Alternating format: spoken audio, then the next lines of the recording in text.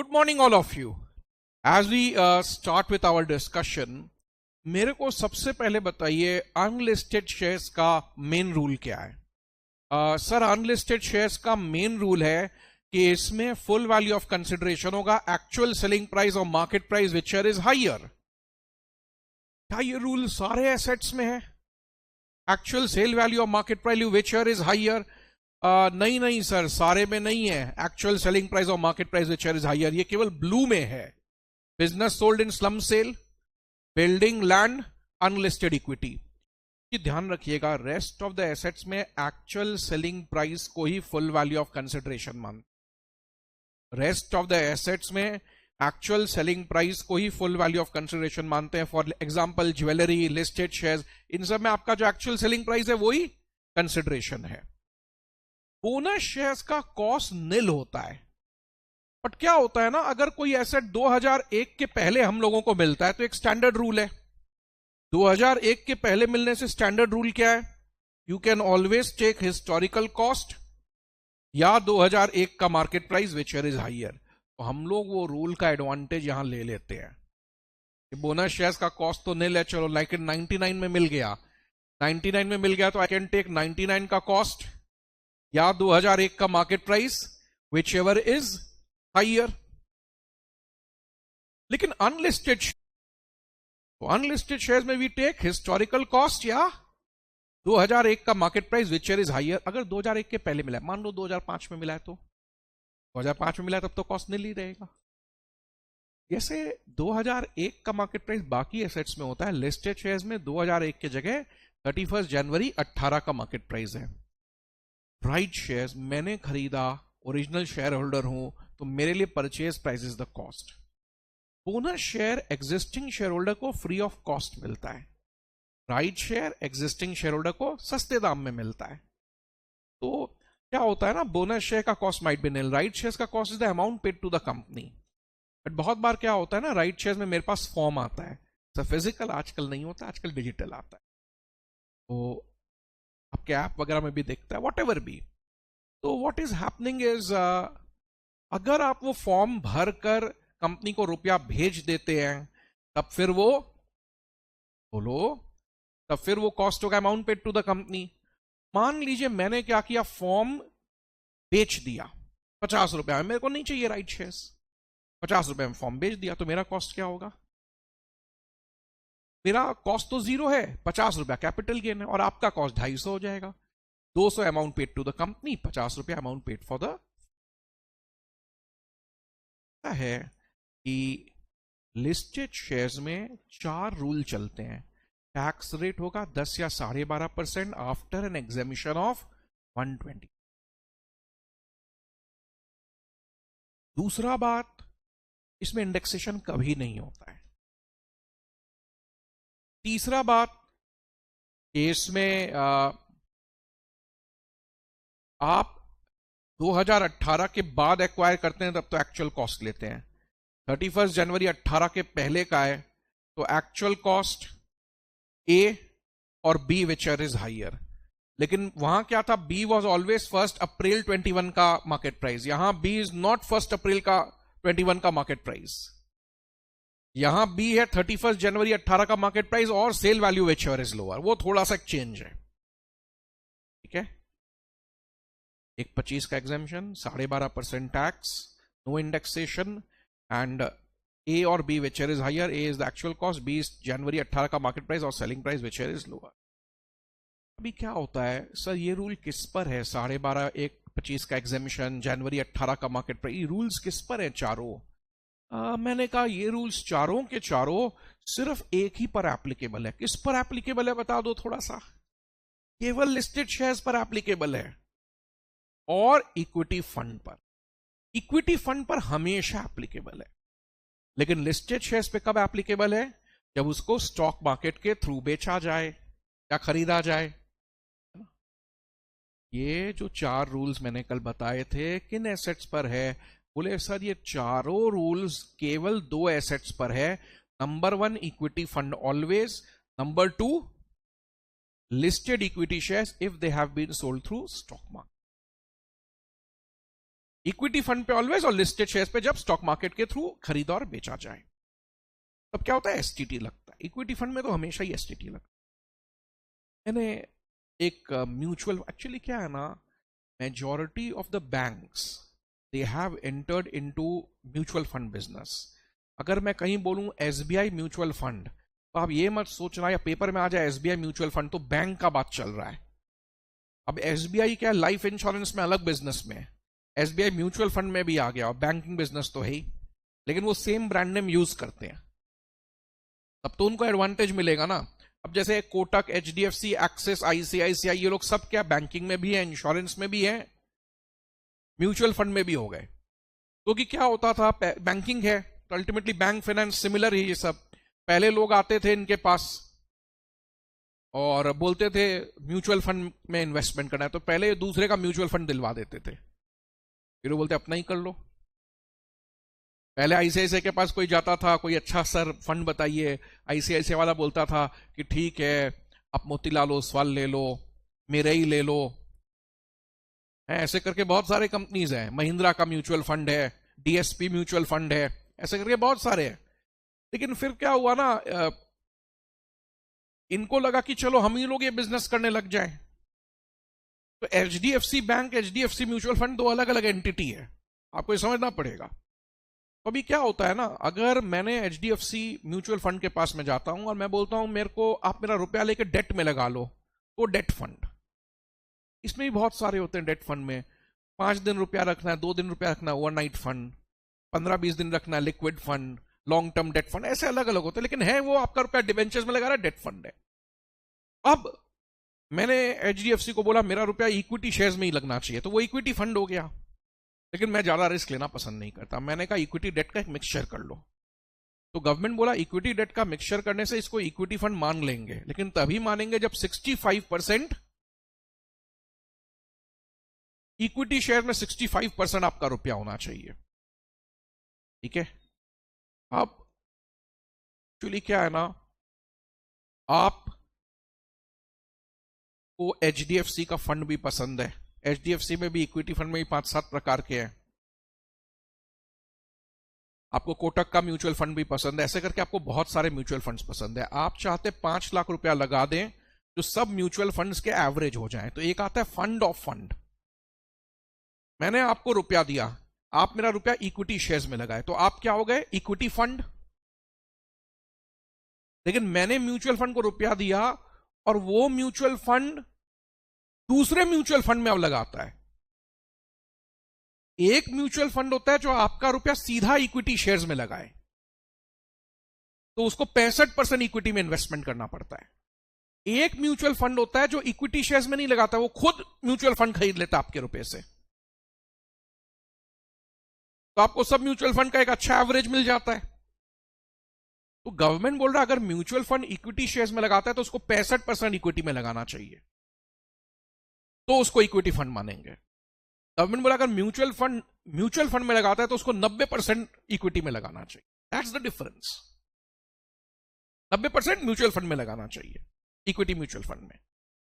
आप खुद equity shares में लगाएंगे तो कितना रुपया लगाना है, 65% इक्विटी शेयर्स में, और आप म्यूचुअल फंड में लगाएंगे तो आपको क्या करना है, 90% इक्विटी फंड्स में लगाना है। चलेगा क्या सर, ए और बी, ए कॉस्ट है, बी 31 जनवरी 18 का मार्केट प्राइस है, selling price which is lower है, मार्केट प्राइस कैसे निकाल? मैंने कहा 31 जनवरी 18 का जो हाईएस्ट प्राइस है वो ले लो, काम मिलेगा गूगल सर्च में, खास बात नहीं है सर। लेकिन इक्विटी फंड अनलिस्टेड है तो उनको ही पूछ लो नैव क्या आपका, नेट एसेट वैल्यू। लेकिन सर मान लीजिए शेयर उस समय अनलिस्टेड था, बाद में जाके लिस्टिंग हुआ, अभी क्या करें सर? शेयर पहले तो अनलिस्टेड था, बाद में जाके उसका लिस्टिंग हो गया, तो 17-18 का जो इंडेक्स कॉस्ट है उसी को मान लो, 17-18 का जो इंडेक्स कॉस्ट आएगा उसी को फेयर मार्केट वैल्यू मान लो। चलेगा? ब्रोकरेज ऑन परचेज क्या करोगे, कॉस्ट में ऐड करोगे, brokerage on sale, sale value, sale expenditure for transfer मानोगे, एसटीटी कुछ नहीं होगा, ऐड होगा ना लेस होगा। मैं ना इशू 6 में बाद में आ रहा हूं, पहले इशू 7 वगैरह ये सब जो सिंपल है उसको ले लेते हैं। क्या होता है आपके पास डीमैट शेयर्स हैं। डीमैट शेयर्स मतलब क्या होता है? ओरिजिनली आपको पता है शेयर्स जो है वो सर्टिफिकेट फॉर्म में आता था, एक A4 साइज जितना आता था, उसमें कंपनी का नाम, शेयर होल्डर का नाम सब लिखा हुआ रहता था। फिर नेचुरली सब चीज डिजिटल होगा तो क्विक भी होगा, इजी भी होगा, तो गवर्नमेंट ने शेयर्स को क्या बोला? बोला डिजिटल कर लो इसको। तो गवर्नमेंट क्या बोला? शेयर्स को क्या कर लो? डिजिटल कर लो। तो ये जो शेयर्स डिजिटल हो गए, यानी इनका मटेरियल फॉर्म हट गया, इन शेयर्स का मटेरियल फॉर्म हट गया, तो ये शेयर्स हो गए डीमेटेरियलाइज्ड, और हम लोग शॉर्ट में इसको बोलने लग गए डीमैट शेयर्स। तो डीमैट शेयर्स वो होते हैं जो फिजिकल फॉर्म में एग्जिस्ट नहीं करता है, ये शेयर्स डिजिटल फॉर्म में एग्जिस्ट करता है। जस्ट जैसे बैंक टू बैंक रुपया ट्रांसफर होता है, वैसे ही शेयर ट्रांसफर हो जाता है। आपके अकाउंट से मेरे अकाउंट में आ गया, या मेरे अकाउंट से आपके अकाउंट में ऑनलाइन ट्रांसफर हो गया। डीमेटेरियलाइज मतलब मेटीरियल फॉर्म में नहीं है, मेटीरियल फॉर्म उसका हट गया, तो डीमेटेरियलाइज यानी वो शेयर्स जो इलेक्ट्रॉनिक मोड में है या डिजिटल मोड में है। पता है तो अच्छा बात है, नहीं पता है तो लिख लो shares which exist in digital और इलेक्ट्रॉनिक मोड।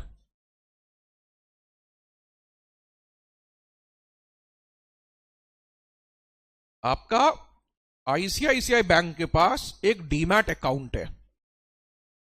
थोड़ा देखेंगे स्क्रीन पर, लिख लिया ना? ये तो प्राय लोगों को पता होता है, नहीं पता तो लिख लो। डीमैट शेयर्स मतलब shares which exist in electronic mode और डिजिटल मोड। आईसीआईसीआई बैंक में आपका एक अकाउंट है, आपने डीमैट अकाउंट है, आपने रिलायंस इंडस्ट्रीज का शेयर 1 जनवरी को खरीदा, फिर 2 जनवरी को भी खरीदा। कितना खरीदा? 1000 और 500, तो दोनों का कॉस्ट भी अलग रहा होगा। शायद ये 1300 रुपया में खरीदा, ये हो सकता है 1350 में खरीदा हो। 400 शेयर आपने 3 जनवरी को बेच दिया। अकाउंट्स में आप लोग एवरेज मेथड फॉलो करते होंगे, लेकिन टैक्स में फीफो मेथड फॉलो होता है। ये 400 शेयर कंपल्सरीली मानना है कि इस 1000 में से ही बिका है। यस, ये 400 शेयर किस में से बिका है? तो पीरियड ऑफ होल्डिंग ये माना जाएगा 2 दिन का। अभी तो 2 दिन है, कभी 12 महीना से कम बेसी भी हो जाता है ना, लॉन्ग टर्म शॉर्ट टर्म का चक्कर आ जाता है। कॉस्ट भी इसी का लेंगे। तो ये एक थोड़ा सा ध्यान रखना है कि इनकम टैक्स बोलता है डीमेटेरियलाइज्ड शेयर्स के लिए फीफो मेथड फॉलो करो, first in first out. You just check this example with the answer.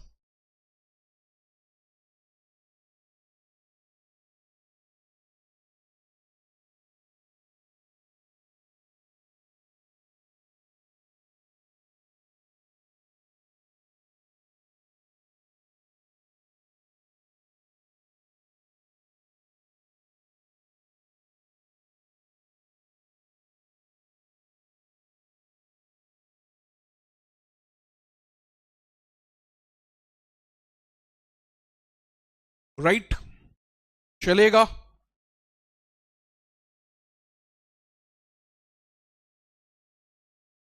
Issue 9,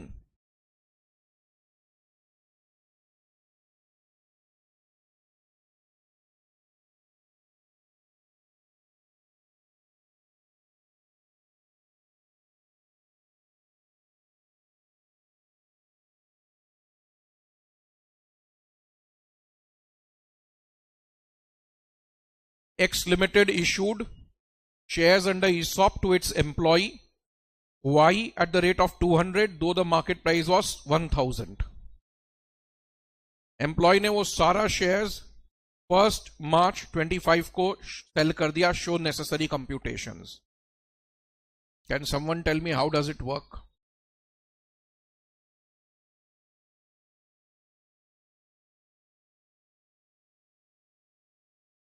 पहला इवेंट 23-24 में हो रहा है, दूसरा इवेंट 24-25 में हो रहा है। डेट्स देखना पड़ेगा। 23-24 में जब 1000 रुपए का शेयर 200 रुपया में आपको मिल रहा है, तो वो 800 रुपया आपका परक्विसिट है।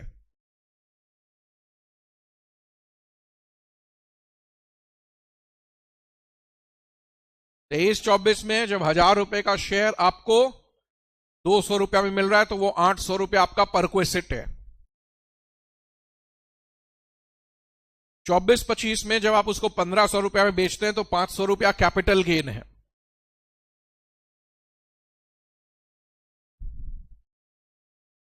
Actually you might have acquired for 200, but fact remain जब 1000 रुपए का 1000 रुपए का शेयर आपको 200 रुपया में मिला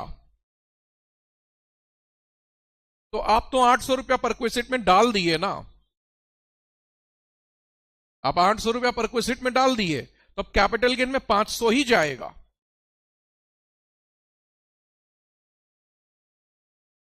कैपिटल गेन अब 1500 माइनस 200 नहीं हो सकता है, 1500 माइनस 1000 होगा। नहीं होगा तो डबल टैक्सेशन हो जाएगा।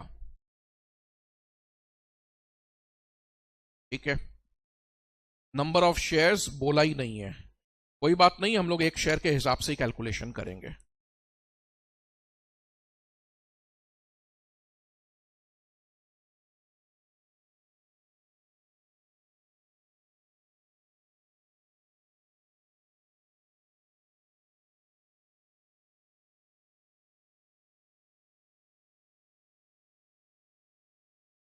प्रीवियस ईयर 23-24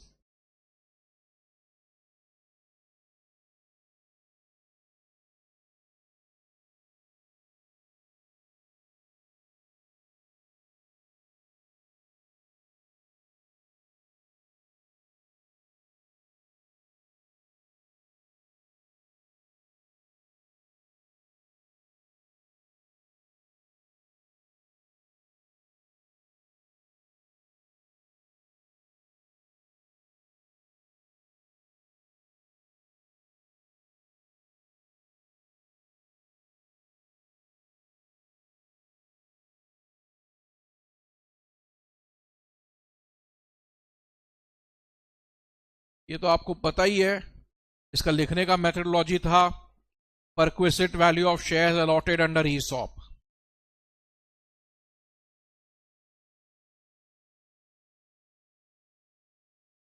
कैपिटल गेन आपका अभी हुआ है, अदर सोर्सेस होगा तो ये दोनों से आप फ्रेश रहेंगे। धीरे धीरे मैं आपको बता दूंगा, पीछे के 3 हेड्स ऑफ इनकम को रिवाइज करना है। प्रीवियस ईयर 24-25, प्रीवियस ईयर 24-25 बोलो, full value of consideration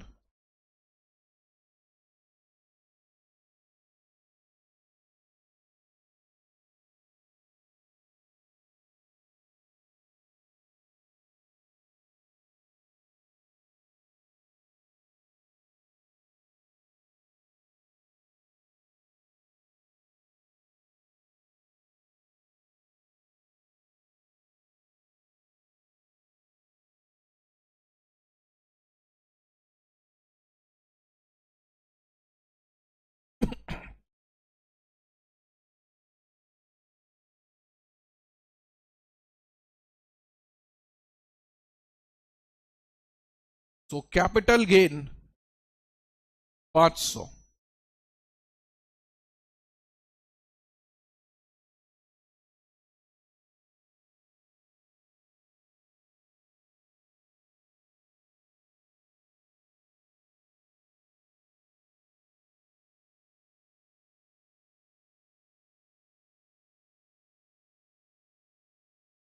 can I proceed?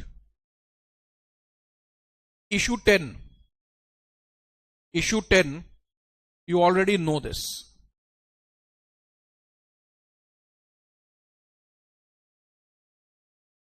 अगर कोई डेट म्यूचुअल फंड है,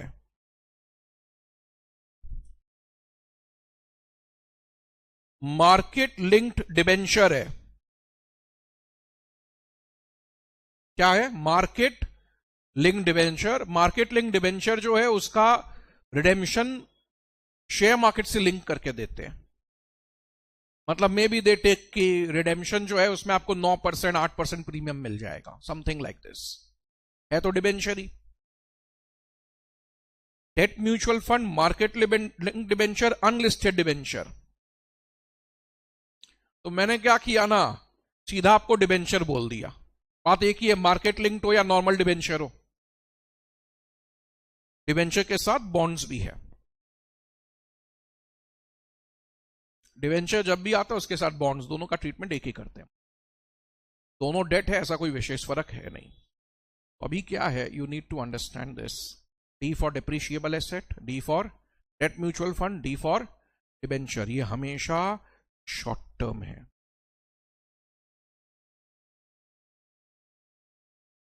ये हमेशा शॉर्ट टर्म है।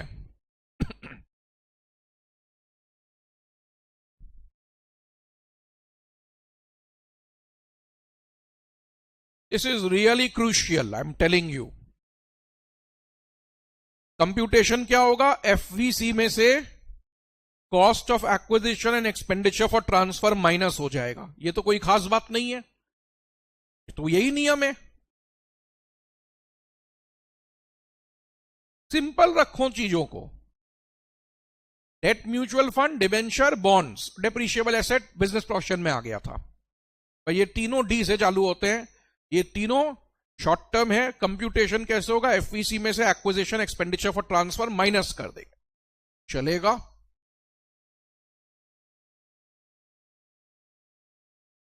कोई डिडक्शन आपको नहीं मिलेगा एसटीटी का, ये तो पता ही है हम लोगों को, एसटीटी माइनस नहीं होता है। देखने के लिए एक पन्ना, आधा पन्ना से ज्यादा थ्योरी है, निकालने को प्रैक्टिकली निकालोगे 1 मिनट के अंदर खत्म है ये, ठीक है। अब क्या होता है, गवर्नमेंट ने थोड़ा और क्लैरिफाई कर दिया कि आप रुपया अगर इक्विटी में लगाते हो तो इक्विटी फंड है, डिबेंचर्स में लगाते हो तो डेट फंड है, दोनों में लगाते हो तो इक्विटी फंड कब होगा, जब 65% इक्विटी में होगा। 65% इक्विटी में होगा। वैसे डेट फंड वो होगा जिसका 65% कम से कम डेट में होना चाहिए, इक्विटी में मैक्सिमम 35 होना चाहिए।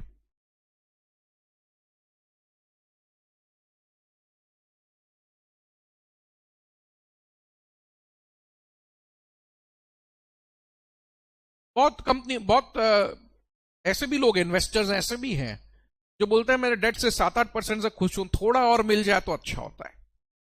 तो बोला ठीक है, डेट में 65, इक्विटी में 35 लगा रहे, थोड़ा बढ़ के मिल जाएगा, और क्या। Are you okay with this, are you okay. आज का डिस्कशन बता दो सर। आज का तो डिस्कशन यही हुआ है नया कि डीमैट शेयर्स में फीफो मेथड फॉलो होगा, टैक्स में वेटेड एवरेज है नहीं। 1000 का 200 मिला 800 परक्विजिट, 1500 में का 500 कैपिटल गेन। और ये तो सिखाया हुआ ही था आपका, डेट म्यूचुअल फंड, डिबेंचर्स, ये शॉर्ट टर्म होते हैं। To avail the benefit of 10% और 12.5% without indexation dot dot dot. Issue 6।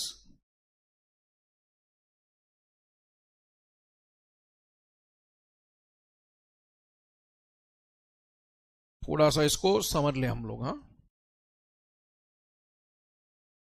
Listed equity shares वगैरह में 4 गुण थे। 1.25 का एग्जामिशन, 10% नो इंडेक्सेशन, जनवरी 18 का मार्केट प्राइस। क्या आपको ये बेनिफिट्स लेने हैं? हाँ लेने हैं। तो इक्विटी फंड में हमेशा मिलेगा ये बेनिफिट। इक्विटी फंड में कब मिलेगा? हमेशा। बोला STT should be charge on sale, वो चार्ज होता ही है, चार्ज होता ही है। लेकिन शेयर्स में कब मिलेगा? शेयर्स में कब मिलेगा?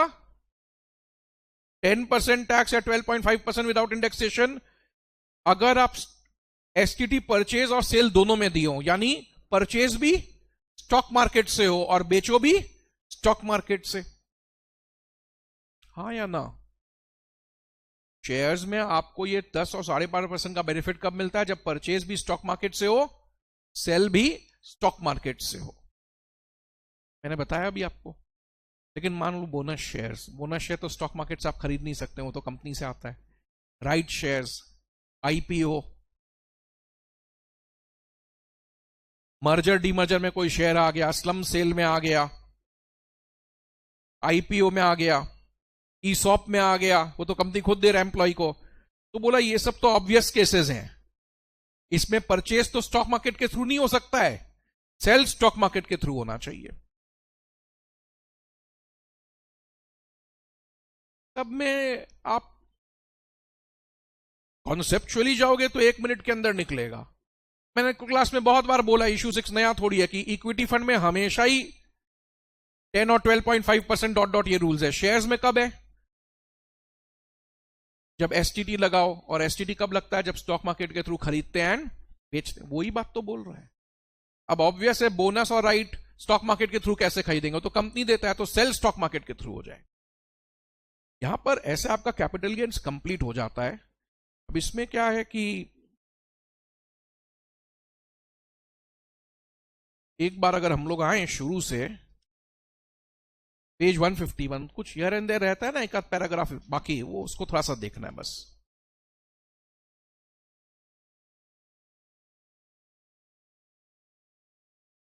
वन 151 कैपिटल गेन लगता है ट्रांसफर ऑफ एसेट पर।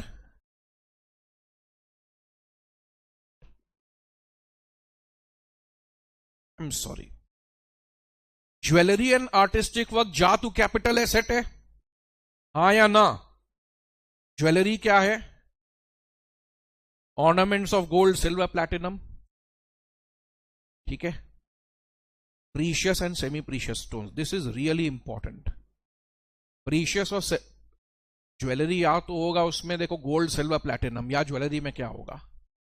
डायमंड, एमरल्ड, रूबी, इस प्रकार के स्टोन्स होंगे। तो ज्वेलरी है ऑर्नामेंट्स ऑफ गोल्ड।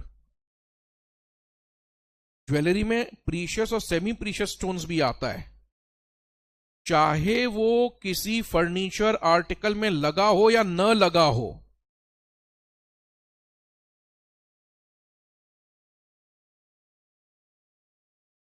सोचिए आपके पास लूज डायमंड है, तो वो भी ज्वेलरी है, क्योंकि बोला चाहे वो किसी आर्टिकल में लगा हुआ हो या न हो।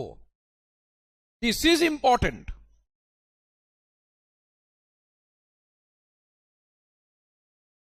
Are you okay with this?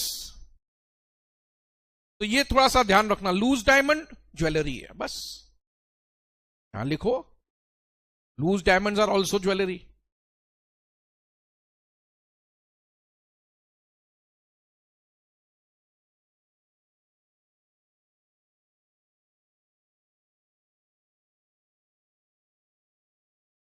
चलेगा ना?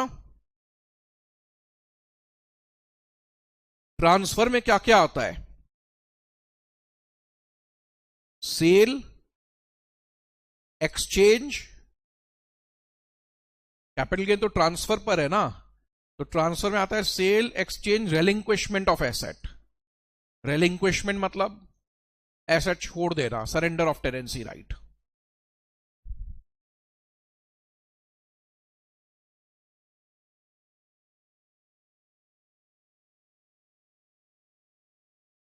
रेलिंक्विशमेंट मतलब एसेट छोड़ देना, surrender of tenancy rights.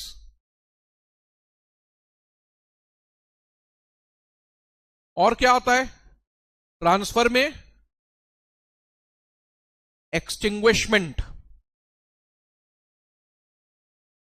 Extinguishment का बेस्ट एग्जांपल होगा शेयर फॉरफीचर। शेयर फॉरफीचर में entire amount will be a capital loss, consideration will be zero, cost will be the जो share का अमाउंट पे किया हुआ है। रेलिंक्विशमेंट आप खुद से छोड़ते हैं, एक्सटिंग्विशमेंट छूट जाता है। एक कंपनी लिक्विडेशन में गया, आप इच्छा से थोड़ी छोड़े वो शेयर्स, प्रैक्टिकल बात करो, इच्छा से छोड़ दिए वो शेयर्स नहीं, राइट्स खत्म ही हो गया, उसमें कोई कंपनी नहीं है।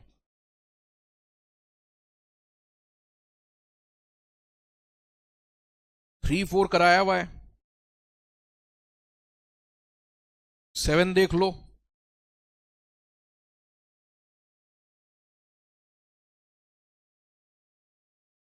5 और 6 छोड़कर बाकी देख लो।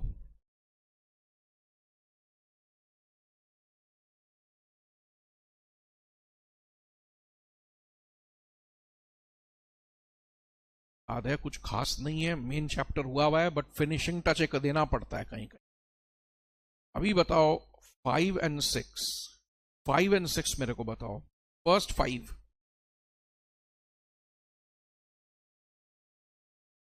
5 मेरे को नहीं पता अभी याद है कि नहीं, लेकिन 5 आपके हाउस प्रॉपर्टी में आया था। 5 आपके हाउस प्रॉपर्टी में आया था। अगर आप आधा रुपया देके भी पोजेशन ले लेते हैं तो हम उसको ट्रांसफर मान लेते हैं। आधा रुपया देकर भी पोजेशन लेते हैं तो हम उसको ट्रांसफर मान लेते हैं। डीम्ड ओनरशिप में आया था ये।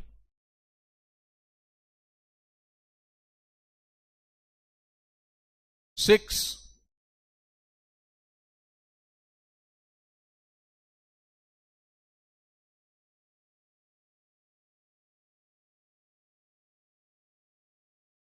बताओ।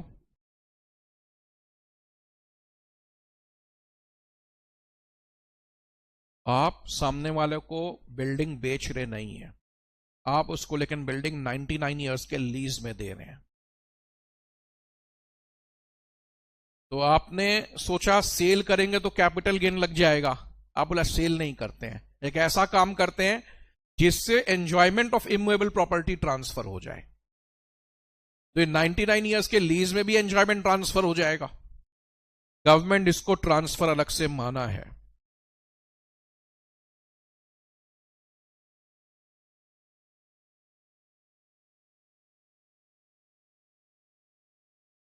अगर आप इमूवेबल प्रॉपर्टी का एंजॉयमेंट ट्रांसफर कर देते हैं, किसी को 99 ईयर्स का लीज देते हैं, तो यह भी ट्रांसफर है। सबका डिटेल आपके फाइनल में आता है। ऐसे मैंने आपको पावर ऑफ अटॉर्नी दे दिया। अगर आपने अपने क्या किया, अपने फ्रेंड को पावर ऑफ अटॉर्नी दे दिया, इस इमूवेबल प्रॉपर्टी को तुम एंजॉय करो, बदले में 2 करोड़ रुपया ले लिया, तो ओनरशिप ट्रांसफर नहीं किया, लेकिन एक प्रकार से तो पूरा राइट दे ही दिया। हाँ या ना? आई ओके विद दिस? तो ये अलग अलग तरीके हैं जिससे ओनरशिप ट्रांसफर होता है। तो ट्रांसफर में क्या क्या आता है? Sale, exchange, compulsory acquisition, dot dot dot. Zero coupon bond क्या होते हैं? जीरो कूपन बॉन्ड में हम लोग को कोई इंटरेस्ट नहीं मिलता है। जीरो कूपन बॉन्ड में there is no interest, no payment before maturity.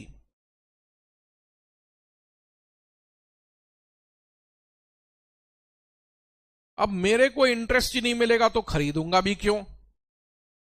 बोलो। रिडेम्पशन के समय ह्यूज प्रीमियम मिलता है।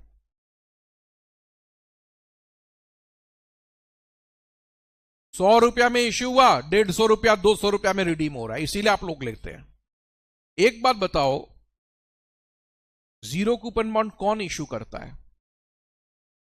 Infrastructure companies, PSU and banks. हर लोग इश्यू नहीं करते हैं। इंफ्रास्ट्रक्चर कंपनीज क्यों इश्यू करता है? बिकॉज क्या होता है ना, हाईवे बनाने के लिए उनको 10 साल लग रहा है। नेशनल हाईवे बन रहा है, 10 साल लग रहा है, तो 10 साल तो फंड्स खाली जा रहा है। वो बोल रहे हैं भैया देखो बीच में फंड्स नहीं है, मेरे पास फंड्स 10 साल बाद आएंगे, एक साथ दे दूंगा तुम लोग को रुपया। ये सब कोई थ्योरी नहीं आता, आपको नॉलेज में होना चाहिए। इंफ्रास्ट्रक्चर कंपनीज इशू करते हैं, इसमें ड्यूरिंग द मैच्योरिटी में एक साथ ह्यूज रुपया मिलता है, उसके पहले कुछ रुपया मिलता नहीं अलग से इंटरेस्ट का। चलेगा? चलेगा। इस पेज में क्या सीखा? लूज डायमंड भी ज्वेलरी है। ओनरशिप कैसे भी चेंज हो जाए, चाहे आप राइट दे रहे हैं या खुद का राइट खत्म हो जाए या बेच दें, ये ट्रांसफर है, ये सिखाया वही है। और इमूवेबल प्रॉपर्टी का एंजॉयमेंट भी ट्रांसफर कर दूं तो वो भी ट्रांसफर है।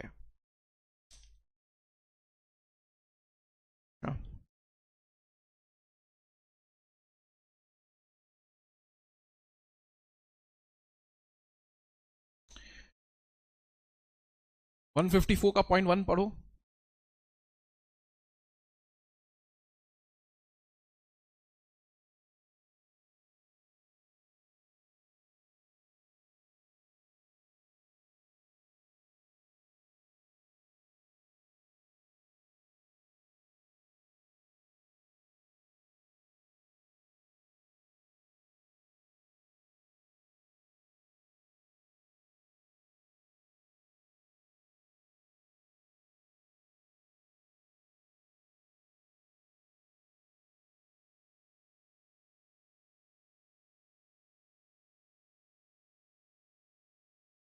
प्री कंस्ट्रक्शन इंटरेस्ट, आप हाउस प्रॉपर्टी में डिडक्शन लेते हो, हाँ या ना? अब आप बोल रहे हैं तो सर प्री कंस्ट्रक्शन इंटरेस्ट है, मैं कैपिटल गेन में प्रॉपर्टी के कॉस्ट में भी उसको जोड़ूंगा। मेरा प्रॉपर्टी का कॉस्ट था 10 लाख, लोन लेके बनाए थे तो 2 लाख इंटरेस्ट भी लग गया, तो आप ये 2 लाख जो है एसेट के कॉस्ट में जोड़ना चाहते हैं और बोलते हैं मेरा कैपिटल गेन में एसेट का कॉस्ट हो गया 12 लाख रुपया। गवर्नमेंट बोल रहा है नहीं, तुम तो pre construction interest already HP में क्लेम कर लिए थे 1/5 ओवर 5 ईयर्स, उसी को वापस तुम सेकेंड टाइम कैपिटल गेन में कैसे क्लेम करोगे deduction? Cost of acquisition and improvement will not include deductions will have been claimed under 24B. Are you okay? इसका इंटरप्रिटेशन इधर लिखो।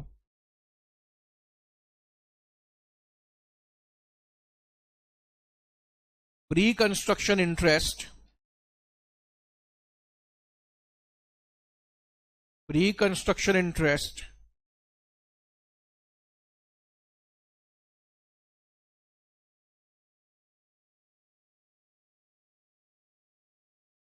which have been claimed as deduction under HP, which has been claimed as deduction under HP,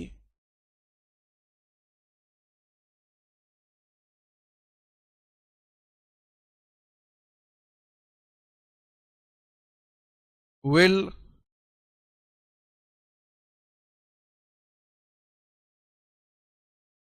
not be allowed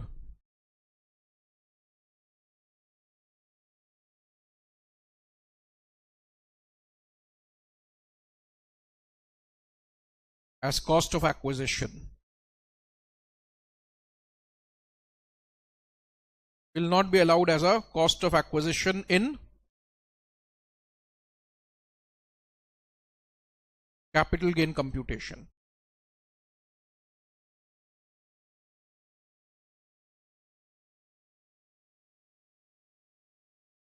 ठीक है, page 166।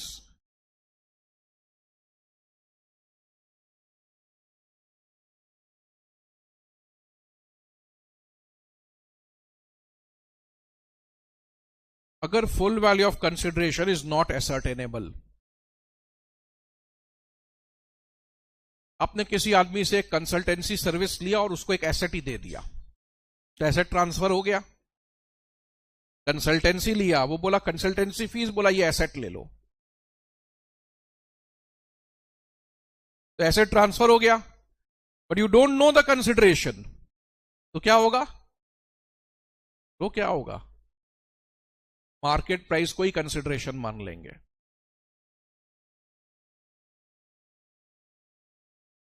जो asset गया उसका जो fair market value है वही कंसिडरेशन है।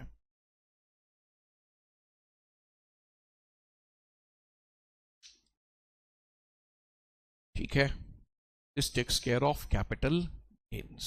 तो कैपिटल गेन्स यहां कंप्लीट होता है, अदर सोर्स में मूव कर रहा हूं। कल जो थोड़ा सा एक आध रिविजन हम कराऊंगा, उसमें क्या होगा, 5 हेड्स ऑफ इनकम एक साथ आएंगे, सैलरी भी होगा, HP, business profession, capital gains, other sources. आपको पीछे के चैप्टर्स रिवाइज करने पड़ेंगे, you can not simply avoid it. क्योंकि आप एक बात बताओ, आप एक कंसल्टेंट हो, तो जो सामने वाला आपका पास क्लाइंट आएगा उसके भी तो मल्टीपल सोर्स ऑफ इनकम रहेंगे। मान लो सामने वाले क्लाइंट का एक बिजनेस है, वो शेयर में भी काम करता है, एफडी का इंटरेस्ट भी कमाता है, उसका एक प्रॉपर्टी भी भाड़े पे लगा हुआ है, तो रियल लाइफ में आपके सारे हेड्स ऑफ इनकम के रहेंगे सम्स। तो टैक्स पेपर में भी जो सम्स आते हैं उसमें सारे हेड्स ऑफ इनकम होते हैं। तो कैपिटल गेन अदर सोर्सेज मोर और लेस हुआ है, लेकिन आपको अब सैलरी, एचपी और बिजनेस प्रोफेशन रिवाइज करना पड़ेगा। मैं आपको पहला टास्क हाउस प्रॉपर्टी का दे रहा हूं। आज जब ये क्लास रिकॉर्ड हो रहा है, फ्राइडे है, मैं एक्सपेक्ट कर रहा हूं मंडे तक आप एचपी रिवाइज कर लेंगे। ठीक है, फिर एक दिन में सैलरी का आपको टारगेट दूंगा, उसमें भी 2-3 दिन दूंगा, पीजीपी पे भी 2-3 दिन दूंगा। We move to the last head of income, other sources. Capital gain का जितना भी सेल्फ प्रैक्टिस क्वेश्चंस है ये आप सॉल्व कर लेंगे ड्यू कोर्स में. सर अभी नॉट नेसेसरीली, आप अभी फोकस करिए एचपी रिवाइज करने के लिए, राइट? इसमें जो सेल्फ प्रैक्टिस क्वेश्चन है उसका सॉल्यूशंस दिया हुआ नहीं है, वो मैं व्हाट्सएप ग्रुप आपके मेल में या व्हाट्सएप ग्रुप में भेजूंगा. किसी के पास नहीं हो मेरे को बोलना या मेल करना, टीम को फिर से भेज देगा, कोई बात नहीं है. किसी के पास नहीं है, सपोज हम तो व्हाट्सएप ग्रुप में डाल दिए, but still you are not having, you send us a mail और you send us a WhatsApp, will send you. बात ऐसा है, अभी क्यों मना कर रहा हूं, आपका कैपिटल गेन में ऑलरेडी बहुत सम्स कराए हुए हैं और कैपिटल गेन से आप फ्रेश भी हैं. इन सम्स को करिएगा जब आप कैपिटल गेन रिवाइज करेगा, लेकिन अभी क्या करना पड़ेगा, एचपी, सैलरी, पीजीपी, नहीं तो वो बड़े बड़े सम्स कैसे करोगे, इसीलिए. लेकिन करना है उसको, सम्स को छोड़ना मत, बहुत अच्छे सम्स है. अब क्या है, अदर सोर्सेस का चार्जेबिलिटी है सेक्शन 56 और 56 बोलता है कोई भी इनकम अगर टैक्सेबल है और बाकी 4 हेड में नहीं आ रहा है, 185, कोई भी इनकम अगर टैक्सेबल है और बाकी 4 हेड में नहीं आ रहा है तो वो अदर सोर्सेज में आ जाएगा. एग्जेम्प्ट है तो बात खत्म हो गया, और बाकी 4 हेड्स में तो भी बात खत्म हो गया. तो इनकम टैक्सेबल भी है और बाकी 4 हेड्स में नहीं आता है तो वो कहां जाएगा, अदर सोर्सेज. कौन से सेक्शन है इसके, 56 से 59 तक, 3-4 सेक्शन है इसमें. इसका सबसे मास्टर सेक्शन है जो इस चैप्टर का 50% ऑक्यूपाई कर लेता है, सिंगल सेक्शन 56 to 10, और यह आपको रियल लाइफ में भी पता होना चाहिए. ये सेक्शन इसका आधा से ज्यादा ऑक्यूपाई कर लेता है, एक ही सेक्शन 56 to 10. सेक्शन नंबर याद रखोगे. कोई भी पर्सन हो, 56 to 10 गिफ्ट्स के बारे में बात करता है. जिसको गिफ्ट मिला है उसके हाथ में क्या ट्रीटमेंट है. तो बोल रहा है कोई भी पर्सन को, 2017 इसलिए दिया है क्योंकि ये प्रोविजन उसके बाद आया है, कोई भी पर्सन को 1 साल में जितना भी सम ऑफ मनी विदाउट कंसिडरेशन मिलेगा. सम ऑफ मनी मतलब कैश, विदाउट कंसिडरेशन मतलब गिफ्ट, हां या ना. कोई भी पर्सन को अगर कैश गिफ्ट मिलेगा, कैश गिफ्ट 1 साल में जितना मिलेगा हम उसका टोटलिंग करेंगे. हम उसका टोटलिंग करेंगे. अब अगर वो 50,000 रुपया से ज्यादा है, किससे ज्यादा है, 50,000 रुपया से ज्यादा है, तो पूरा रुपया आपका इनकम फ्रॉम अदर सोर्सेज बन जाएगा. रुको, एक इंडिविजुअल को इस फाइनेंशियल ईयर में 3 लोगों से गिफ्ट मिला, ए, बी और सी. कितना मिला, 20,000, 20,000, 20,000. तो उसको कैश गिफ्ट मिला. इसका टोटलिंग करो, 20, 20, 20 कितना, 60. क्या वो 50,000 से ज्यादा है, हां, तो ये टैक्सेबल होगा कैश गिफ्ट. 1 साल में आपको जितना कैश गिफ्ट मिलता है, अगर वो 50,000 से ज्यादा है तो टैक्सेबल है. लेकिन रुको, टैक्सेबल कितना होगा, 10,000 की 60,000, 60,000 क्योंकि बोला whole of the aggregate, excess नहीं, एक्सेस ऑफ 50,000 नहीं बोला, होल. तो वो अगर 50,000 से ज्यादा का कैश गिफ्ट है तो पूरा अमाउंट आपके हाथ में टैक्सेबल है. आई ओके विद दिस. एक फाइनेंशियल ईयर में आपको जितना कैश गिफ्ट मिलेगा मैं उसका टोटलिंग करूंगा. अगर वो 50,000 रुपया से ज्यादा है तो क्या होगा, पूरा अमाउंट वो आपके हाथ में टैक्सेबल हो जाएगा. इसी पे फोकस रहेगा. बी बताएगा इमूवेबल प्रॉपर्टी के गिफ्ट के बारे में, सी बताएगा मूवेबल प्रॉपर्टी के गिफ्ट के बारे में, विल सी. लेकिन पहले कैश गिफ्ट पूरा सीखेंगे, फिर इमूवेबल, फिर कुछ केसेस में गिफ्ट एग्जेम्प्ट है. कुछ केसेस में गिफ्ट एग्जेम्प्ट है। कब एग्जेम्प्ट है? अगर किसी को मैरिज में मिले, अपने रिलेटिव से मिले,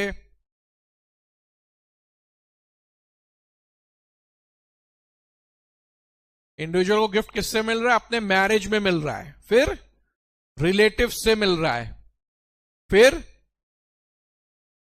विल या किसी इनहेरिटेंस, किसी के डेथ पे मिल रहा है।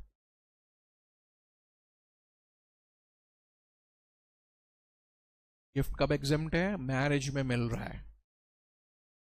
मैरिज एनिवर्सरी में मिलने से टैक्सेबल है, मैरिज में मिल रहा है। इसमें 10 लाख रुपया भी गिफ्ट मिल गया मैरिज में तो भी एग्जेम्प्ट है। इसमें 50,000 का कोई लिमिट नहीं है। रिलेटिव से 20 लाख मिला, एग्जेम्प्ट। डेथ पे मिला तो इनहेरिटेंस में आता है, एग्जेम्प्ट। चैरिटेबल ट्रस्ट या एजुकेशनल इंस्टीट्यूशंस, ये लोकल अथॉरिटी, ये सबसे डोनेशंस मिल रहे हैं, ये सबसे डोनेशंस मिल रहे हैं।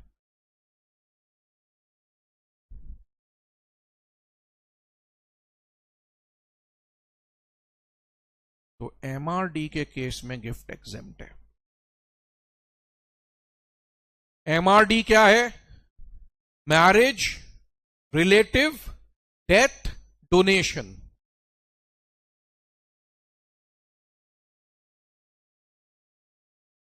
तीन रूल है। रूल 1, 50,000 रुपए के ऊपर का गिफ्ट पूरा टैक्सेबल होगा। रूल 2, एमआरडी में एग्जेम्पशन है, marriage, relative, death, donations. Rule 3, relative कौन है? कौन है रिलेटिव? नीचे दिया हुआ है, spouse of the individual, brother और sister of the individual, brother और सिस्टर ऑफ स्पाउस, ब्रदर और सिस्टर ऑफ पेरेंट्स। 5 नंबर देखो, लीनियल एसेंडेंट। लीनियल एसेंडेंट कौन है? Parents, grandparents, great grandparents. Lineal descendant, children, grandchildren, great grandchildren. Lineal ascendant और descendant of spouse,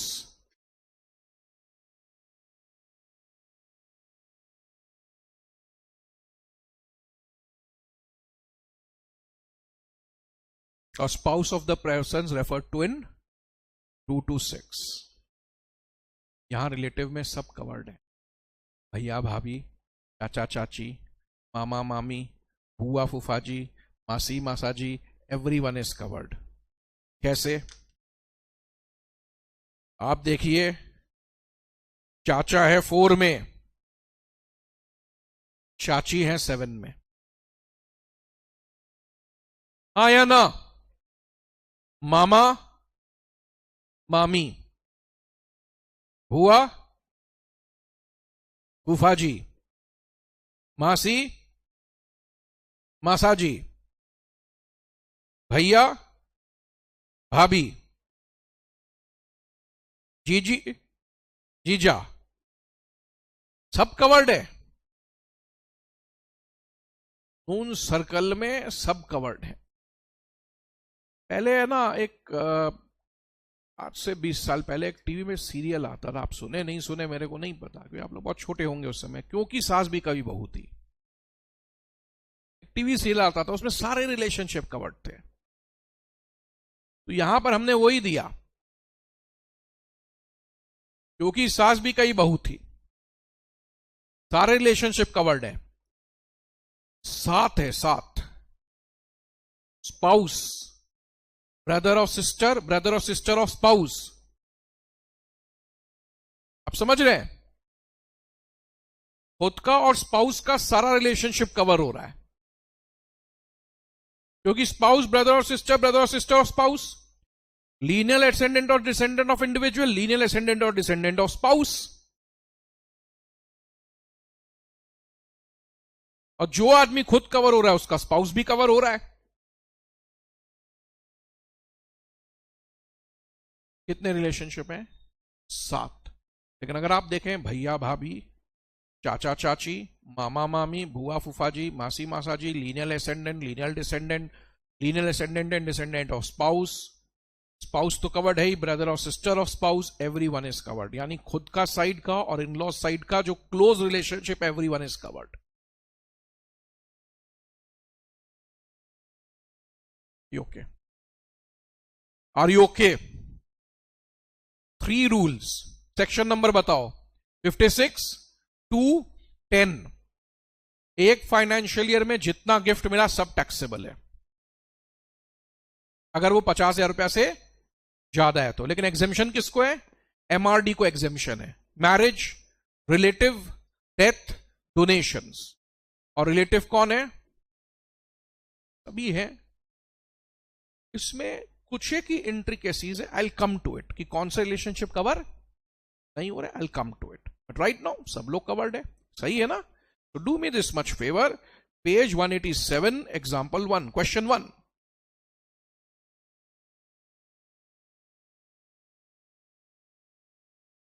revise करके question 1 करें।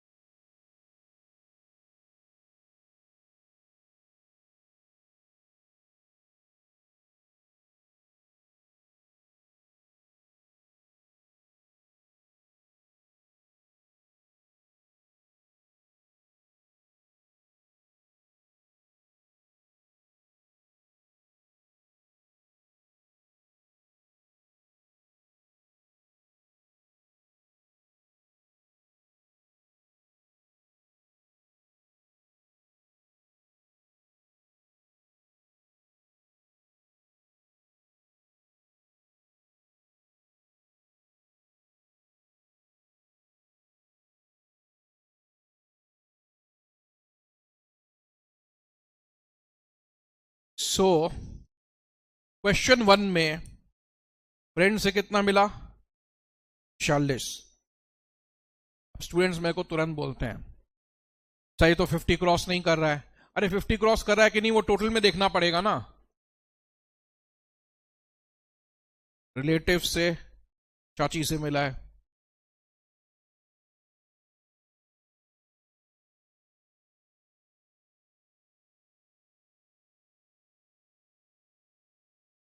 ये पूरा 57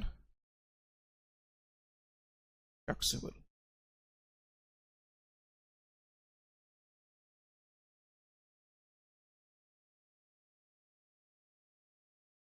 वो डोनेशन हो गया। एक्चुअली तो डोनेशन मैंने एक छोटा सा वर्ड कॉइन कर दिया, एमआरडी में फिट भी हो जाता है।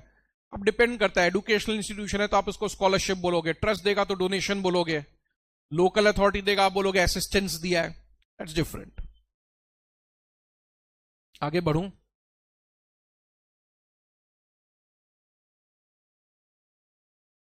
Is there any change in your answer if X is a non resident of India? जो रिसीव कर रहा है मान लो नॉन रेसिडेंट है, उसको विदेश में गिफ्ट मिला है। रूल है अगर इंडियन रेसिडेंट से गिफ्ट मिलता है तो in any case it accrues in India. मैं एज्यूम कर रहा हूं कि आपको इंडियन रेसिडेंट से मिला है।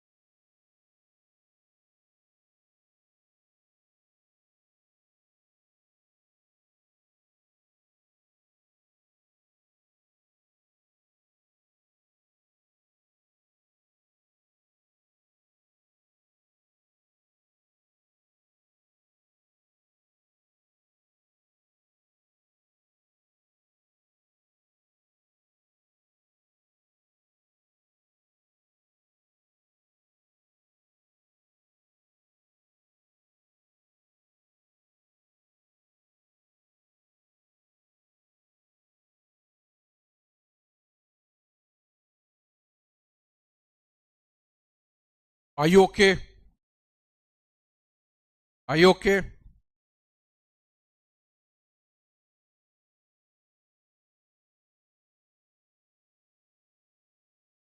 Page 185.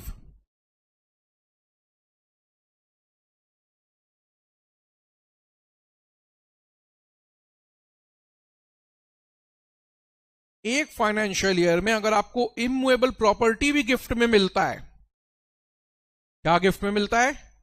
Immovable property. ये कैश गिफ्ट था, ये इमूवेबल प्रॉपर्टी का गिफ्ट है, और वो 50,000 से ज्यादा है तो वो भी टैक्सेबल है। आपको बी नहीं पढ़ना है, आपको ए ही पढ़ना है खाली।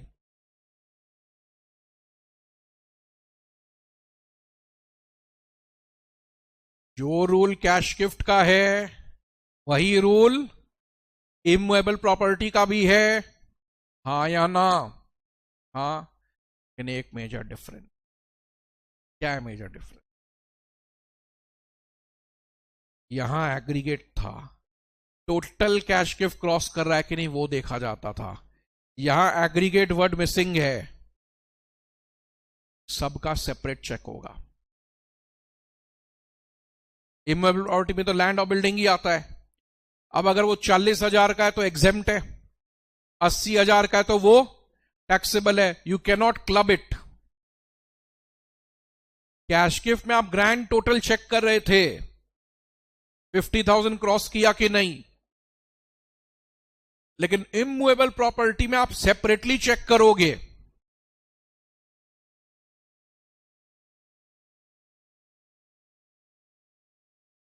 जो 50,000 से ज्यादा है वो टैक्सेबल है, जो 50,000 से कम है वो एग्जेम्प्ट है। This is really important, I am telling you. Sir आपको ये कैसे पता चल रहा है? सिंपल है ना, इट्स गिवन। ये एग्रीगेट है, यहां नहीं है। और एक रूल है, ये कैपिटल एसेट होना चाहिए। मतलब अगर ये स्टॉक इन ट्रेड है तो इसको काउंट नहीं करेंगे ये अदर सोर्सेज में। स्टॉक इन ट्रेड है तो पीजीबीपी में जाएगा ना। स्टॉक इन ट्रेड है तो पीजीबीपी में जाएगा।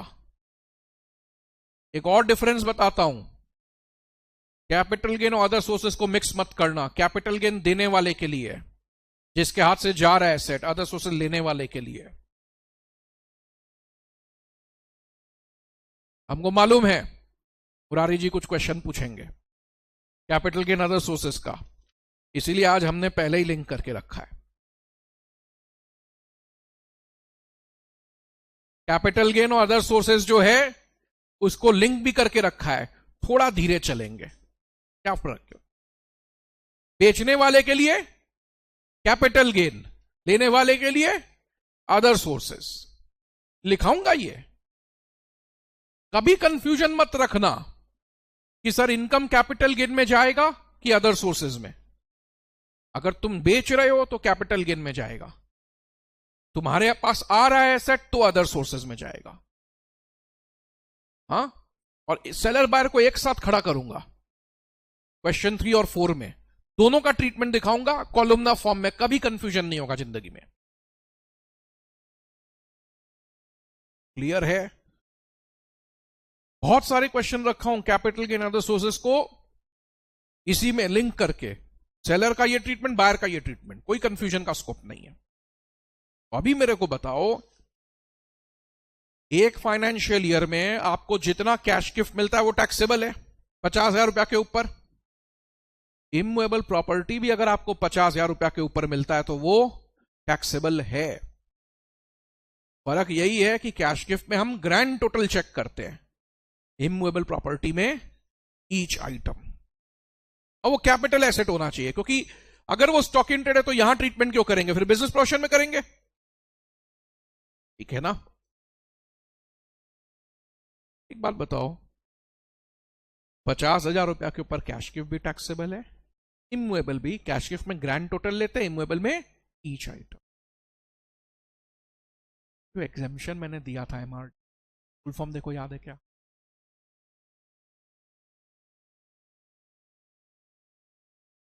याद है, marriage relative net donation. Relative का डेफिनेशन याद है क्या, बताओ, चेक करो।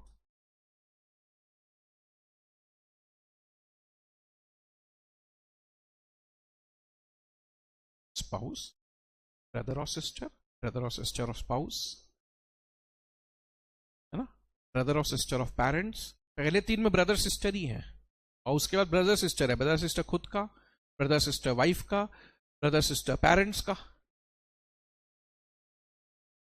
फिर लीनियल डिसेंडेंट, लीनियल डिसेंडेंट खुद का, लीनियल डिसेंडेंट डिसेंडेंट स्पाउस का, और spouse of person refer to in 226। एक बात बताओ, ये जो एग्जेम्पशन थे एमआरडी के, ये खाली कैश गिफ्ट पे है कि इमूवेबल प्रॉपर्टी के गिफ्ट पे भी है? ये दोनों पे है।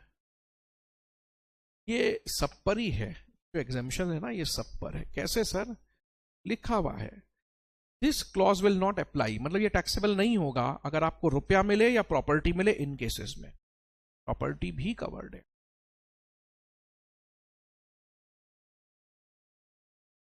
चीज को एग्जाम के पर्सपेक्टिव से मत देख। गिफ्ट का ट्रीटमेंट तो आपको रियल लाइफ में भी पता होना चाहिए ना, तो डे टू डे काम का चीज है। Are you okay? So just revise what you have learned. Cash gift का क्या ट्रीटमेंट है, मूवेबल प्रॉपर्टी का क्या ट्रीटमेंट है, एग्जेम्पशंस क्या, आराम से रिवाइज करना। रिवाइज करके आपको क्वेश्चन 2 करना है, आराम से, टेक योर टाइम, रश करके मत करना, थोड़ा धीरे आराम से चलना। 2-4 मिनट का ही फर्क पड़ता है इसमें। बोलो ना। रिलेटिव में सास ससुर इंक्लूडेड है, because we are saying lineal ascendant and descendant of spouse.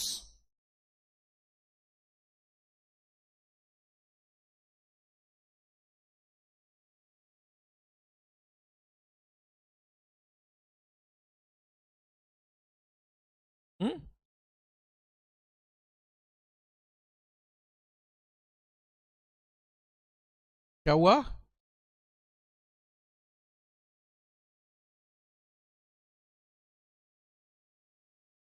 Descendant में आ गया ना, daughter is the lineal descendant. जेवाई हो गया spouse of person refer to in 226। इसको है ना, शुरू में ऐसे ही लर्न करो, क्लोज सर्कल में सब कवर्ड है, भैया भाभी, चाचा चाची, मामा मामी, बुआ फूफा जी, मासी मासा जी, linear descendant descendant, linear descendant descendant और स्पाउस। शुरू में ऐसे लर्न कर लो, ठीक है ना। प्रैक्टिकल करके फिर जब थ्योरी लर्न करते हो ना, आपको इजी लगेगा, it won't work reverse. Learn करके रिवाइज करके क्वेश्चन 2 करना है, रश मत करना प्लीज। हाँ,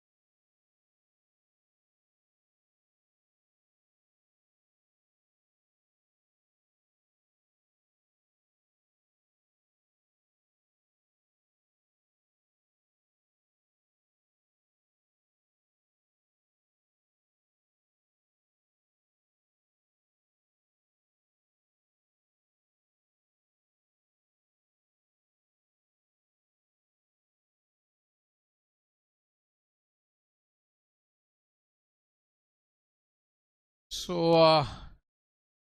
बोलो नील, रीजन दे दो, डज नॉट एक्सीड 50,000। आप स्टैम्प ड्यूटी वैल्यू देख रहे हो, प्रीवियस होने के कॉस्ट से कोई मतलब नहीं है, ये इग्नोर करके चलना है।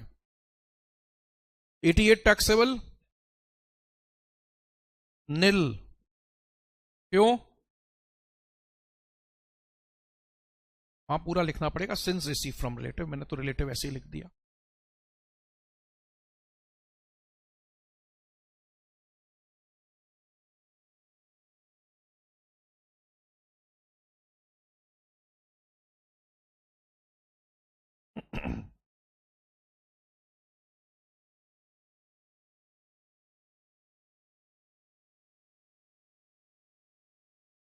क्वेश्चन 3 यहां पर बड़ा ही वाइटल है।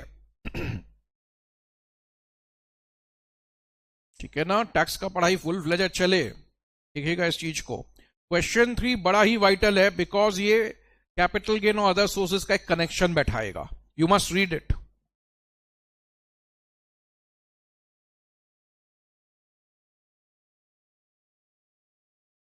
क्योंकि डज नॉट एक्सीड 50 क्रॉस करने से टैक्सेबल होता है। और इसमें क्या है ना, ग्रैंड टोटल नहीं होता है, कैश गिफ्ट में टोटल करके चेक करते हैं, यहां ईच प्रॉपर्टी का सेपरेट चेक होता है।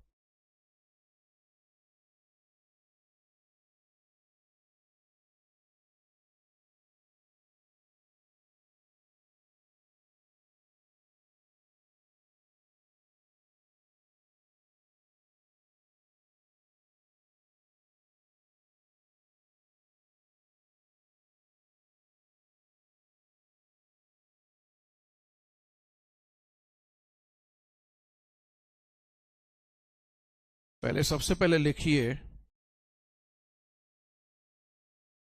सेलर और ट्रांसफरर के लिए कौन सा हेड है। मैं ये नहीं बोला हूं कि कैपिटल गेन में टैक्सेबल है, सोचना कैपिटल गेन के प्रोविजन के हिसाब से। बाय चांस कैपिटल गेन में भी एग्जेम्पशन हो जाए, क्योंकि वहां के कोई प्रोविजन ही वैसे हैं, आप नहीं समझे। लेकिन जब सेलर और ट्रांसफरर के लिए सोचोगे तो कैपिटल गेन्स के प्रोविजन के हिसाब से ही सोचोगे।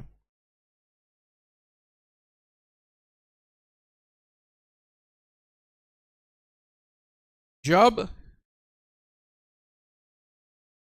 रिसीवर और ट्रांसफरी के हिसाब से सोचोगे, या बायर बोल लो,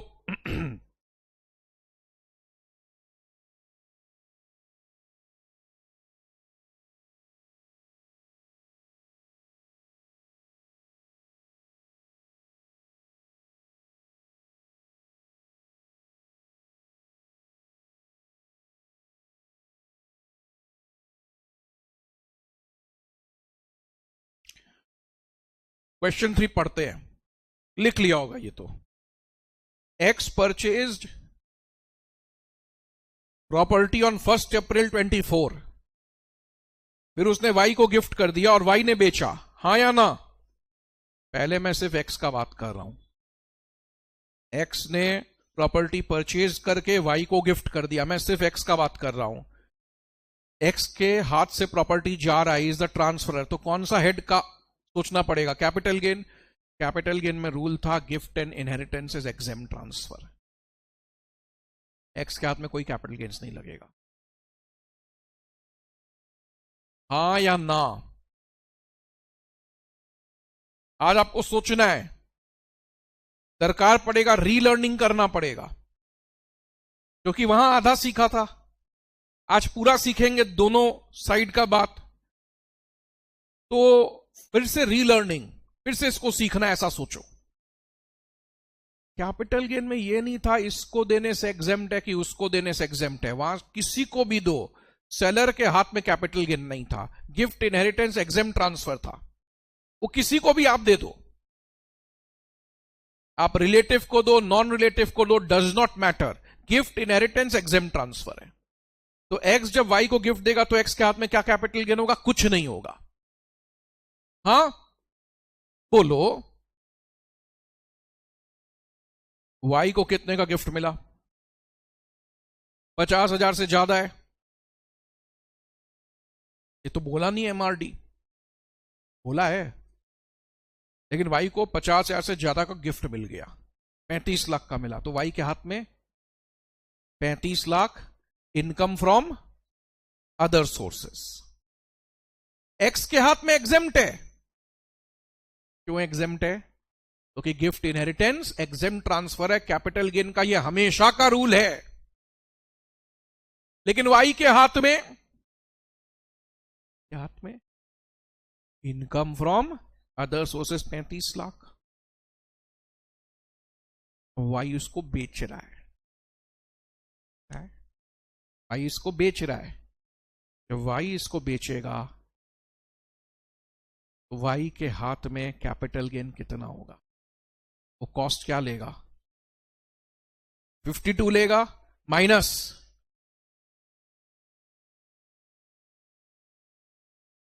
कॉस्ट टू द, क्योंकि मैंने तो सिखाया है कॉस्ट प्रीवियस होना का, पीरियड ऑफ होल्डिंग प्रीवियस होना का, इंडेक्सेशन प्रीवियस होना का, सिखाया है कि नहीं? सिखाया है, लेकिन पूरा बात नहीं सिखाया था। मैंने बोला भी था उस समय, given provision covers gift receive from relatives dot dot dot. Further details regarding जो है वो हम अदर सोर्सेज में सीखेंगे, जाने का वहां जरूरत ही नहीं है। ये बोल दिया था उसी समय कि आधा बात बताया जा रहा है, आज पूरा बात क्लियर करते हैं। लॉजिक भी यही बोलेगा, अगर वाई के हाथ में 35 लाख टैक्सेबल हो चुका था तो अब तो कॉस्ट वही होना चाहिए।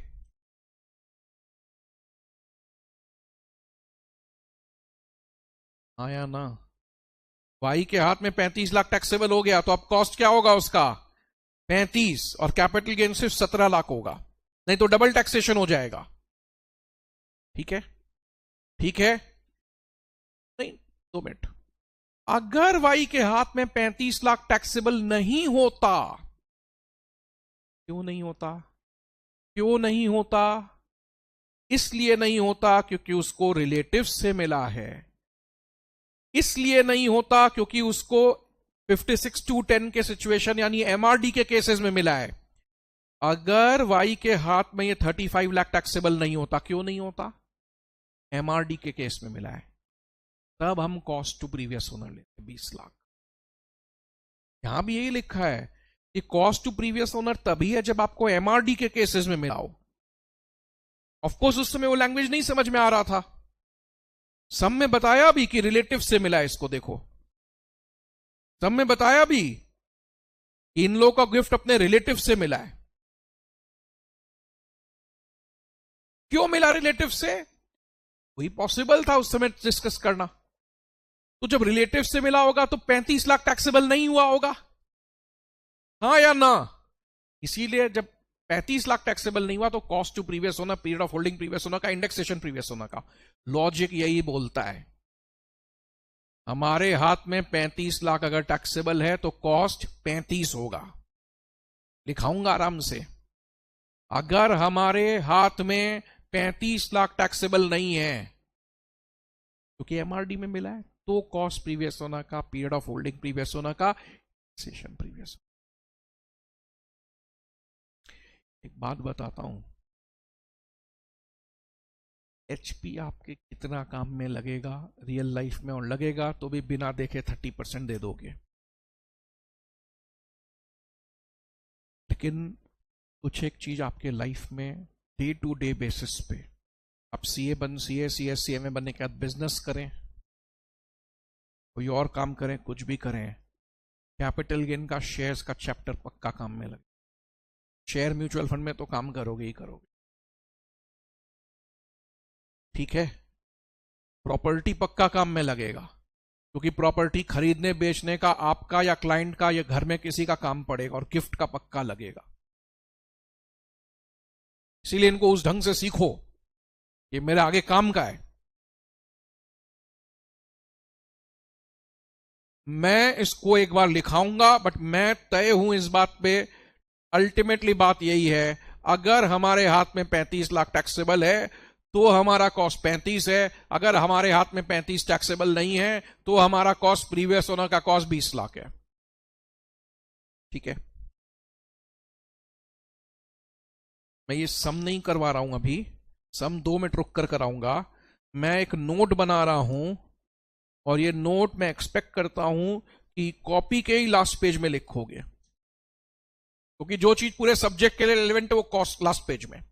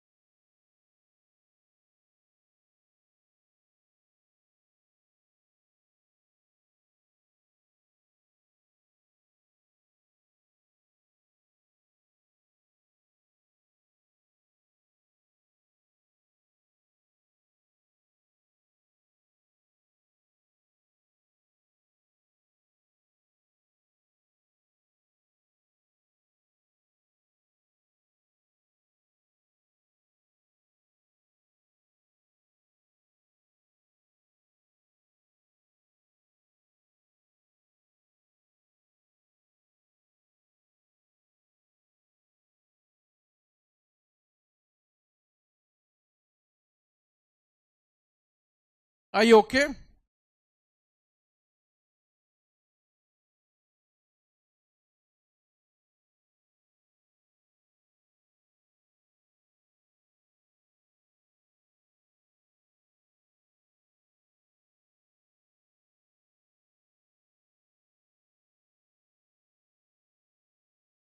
If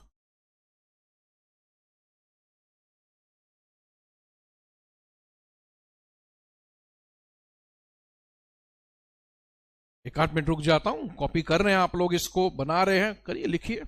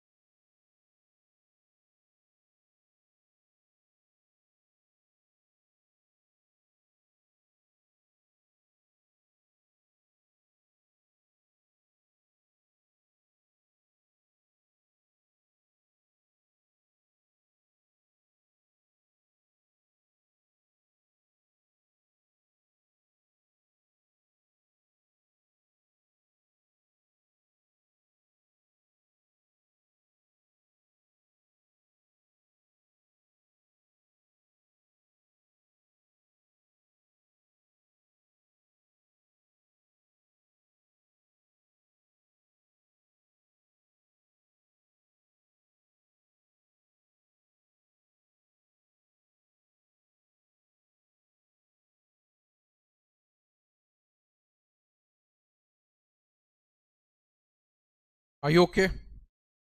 Yes.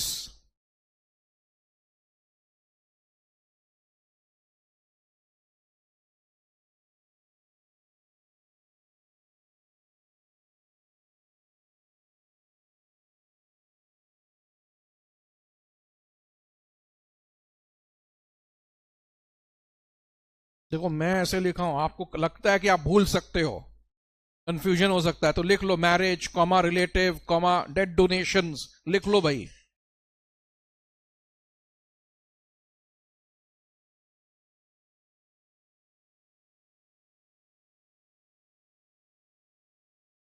तो ये बैठता भी है ना, बात लॉजिक भी बोलता है। अगर हमारे हाथ में 35 टैक्सेबल है तो हमारा कॉस्ट 35, 35 टैक्सेबल नहीं है तो कॉस्ट 20। कोई कंफ्यूजन का स्कोप नहीं है, बहुत इंपॉर्टेंट बात है ये। 3 में और 4 में दोनों में रखा हूं, बैक टू बैक सम्स। 3 है इस पर, 4 है इस पर।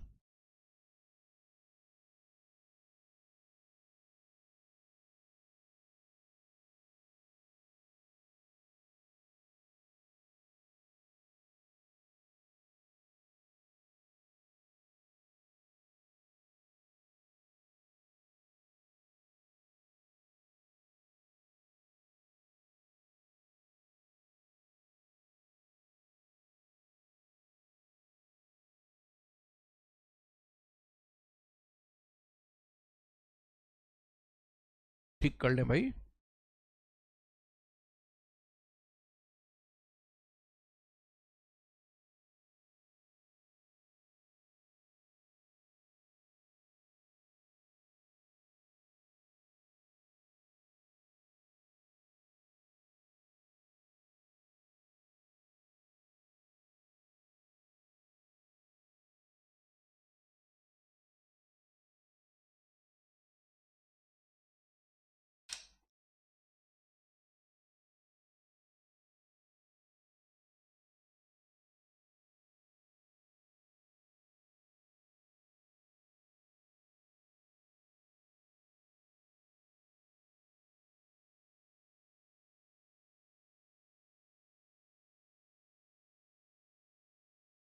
आई ओके? हमारे हाथ में 35 टैक्सेबल तो कॉस्ट 35, 35 टैक्सेबल नहीं तो कॉस्ट, प्रीवियस ओनर का cost 20। We will solve question 3।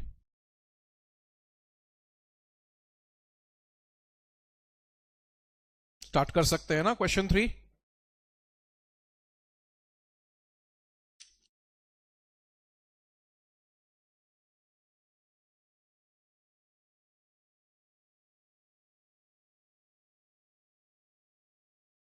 आपको टैक्स इंप्लीकेशन डिस्कस करना है। देखिए, जब आप कॉस्ट प्रीवियस ओनर का लेंगे ना, तो पीरियड ऑफ होल्डिंग भी प्रीवियस ओनर का ही होगा, इंडेक्सेशन भी प्रीवियस ओनर का होगा। जब आप कॉस्ट अपना 35 लाख लोगे तो पीरियड ऑफ होल्डिंग भी आप ही का होगा, इंडेक्सेशन भी आप ही का होगा। नहीं तो फिर कंसिस्टेंसी कहां होगा? कॉस्ट 10 साल पहले का, इंडेक्सेशन अभी का, तो कहां से होगा? और कॉस्ट अभी का है तो इंडेक्सेशन पीरियड ऑफ होल्डिंग भी अभी का ही होगा।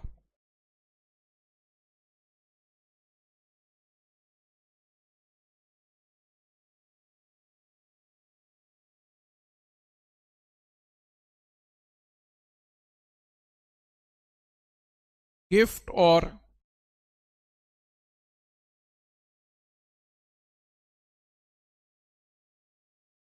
Inheritance,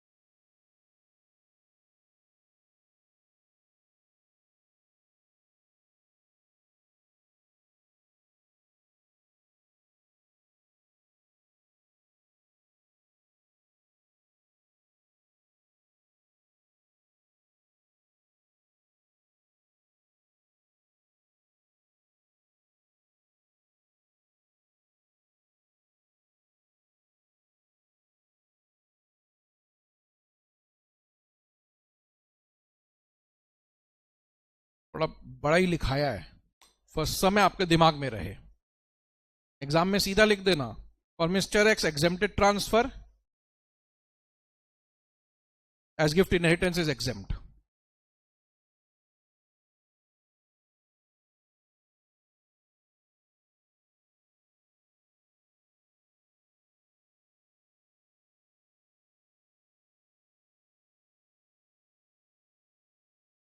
No capital gain shall be taxable in the hands of Mr. X when he gifts asset to Y.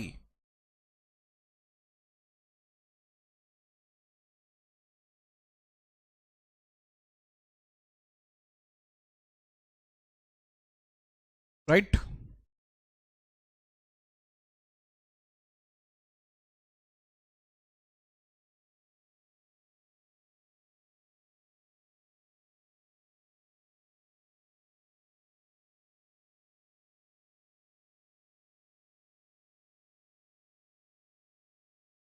Y के हाथ में क्या होगा? So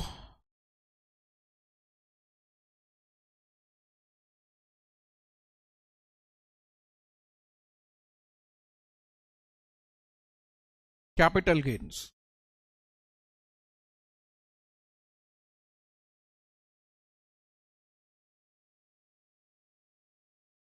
Period of holding.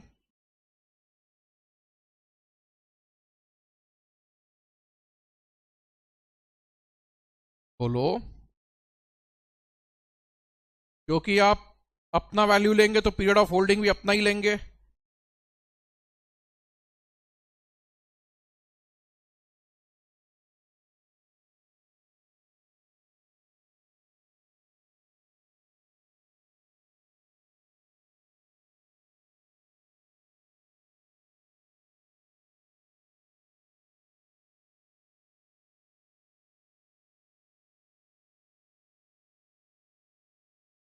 Paper में शॉर्ट फॉर्म मत लिखना।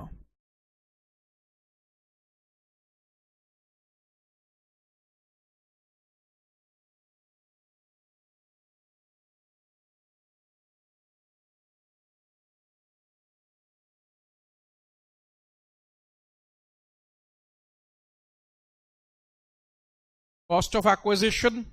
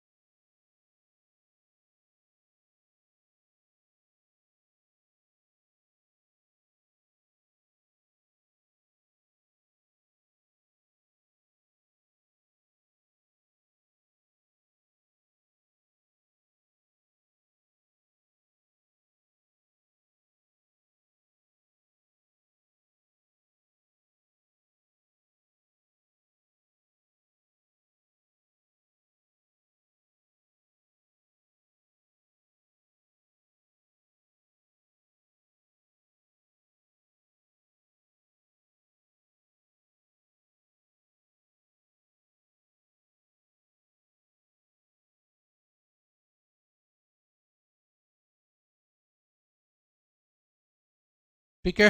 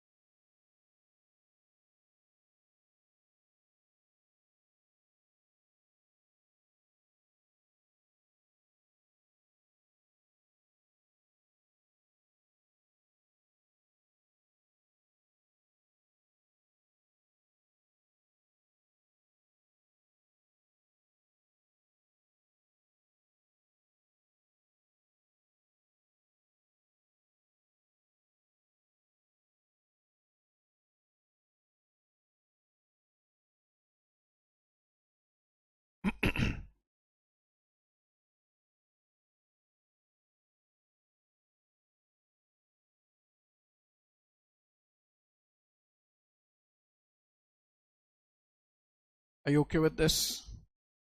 Are you okay with this? मैं आपको रिक्वेस्ट करता हूं, क्वेश्चन नंबर 4 वर्कआउट करिए।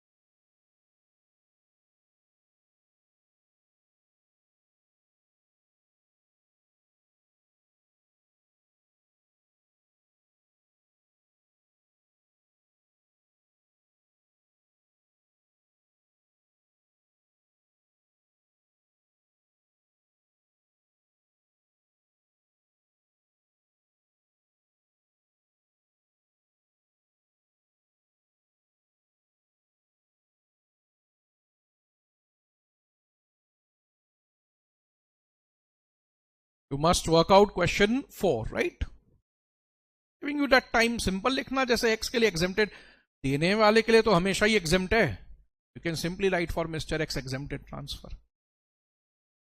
2 मिनट लगेगा और कितना लगेगा, तो सिंपल है।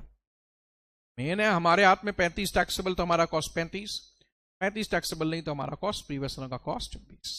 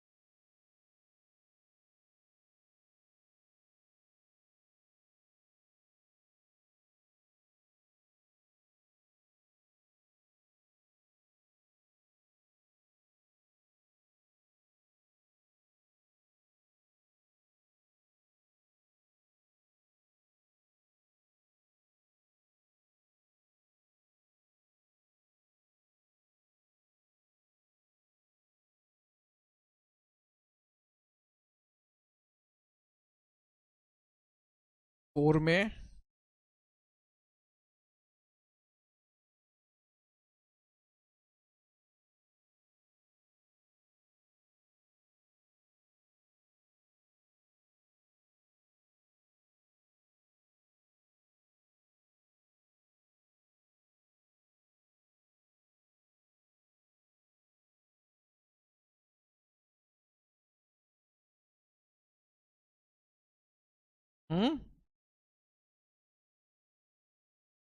लिखना है पेपर में। हाँ हाँ,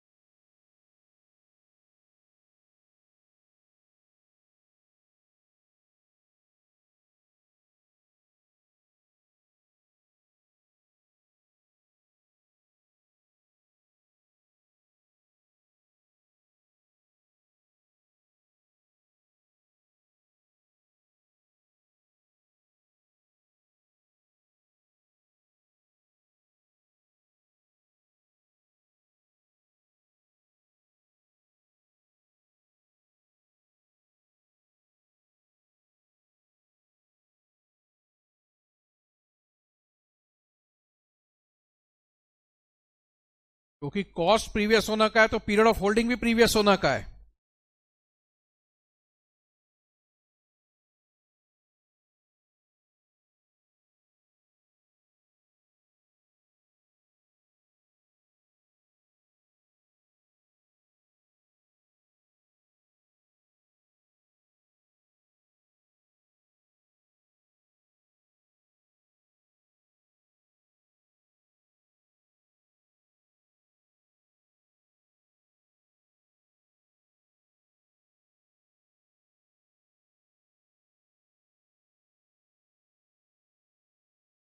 राइट?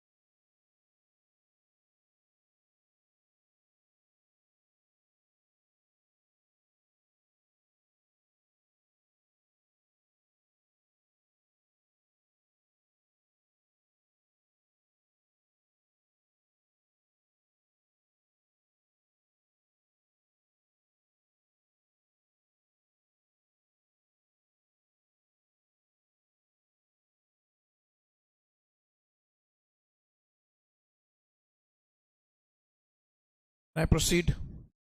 अभी इसमें एक मेजर कंसर्न है। मान लीजिए आपको आपका फ्रेंड एसेट गिफ्ट कर रहा है। क्या गिफ्ट कर रहा है? 25 लाख का प्रॉपर्टी।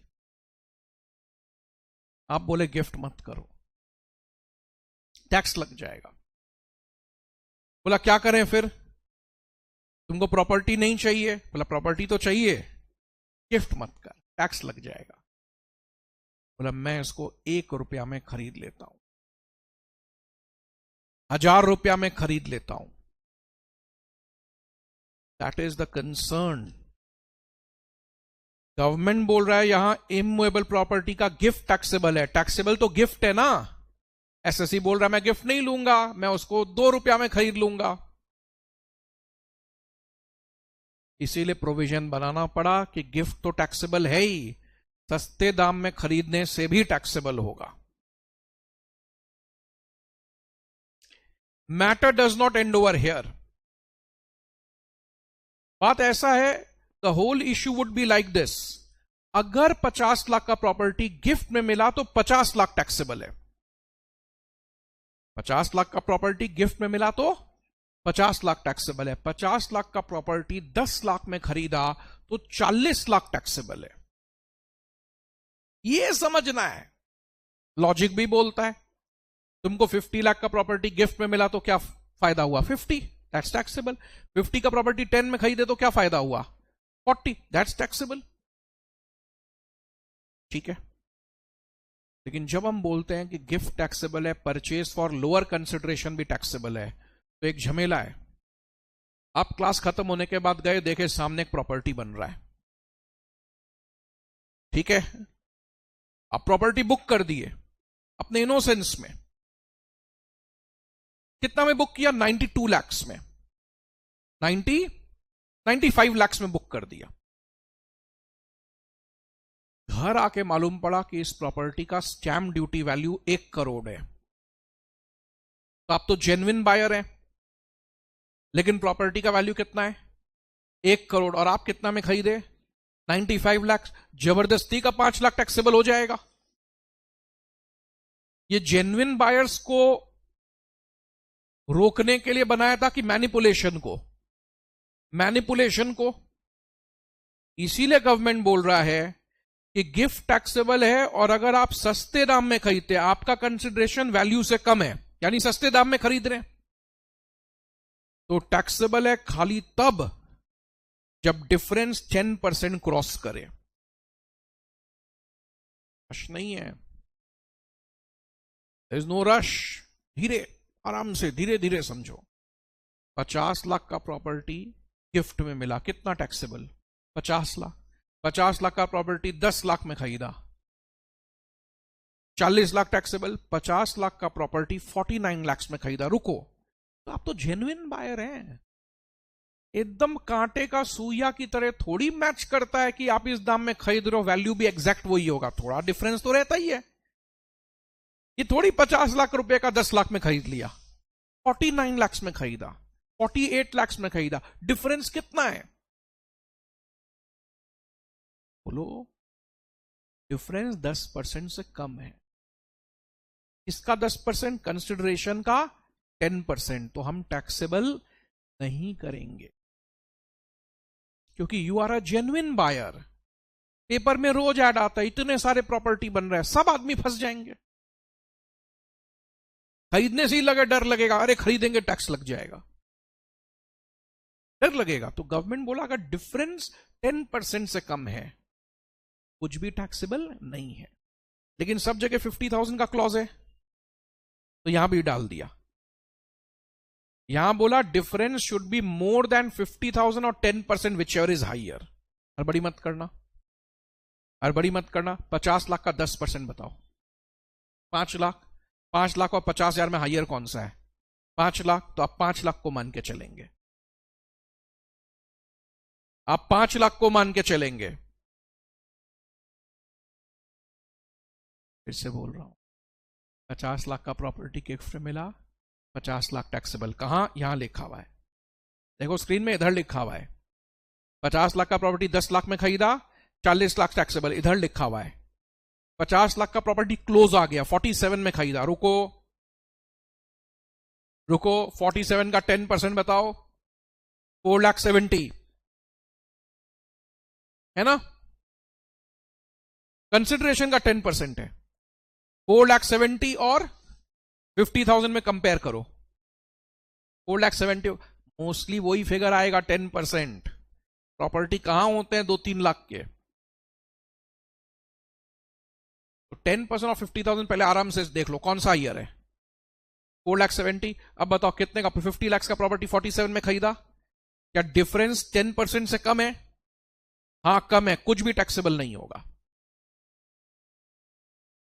कुछ भी टैक्सेबल नहीं होगा। 3 बात समझ में आ रहा है। कैश गिफ्ट टैक्सेबल है, gift of movable property taxable है,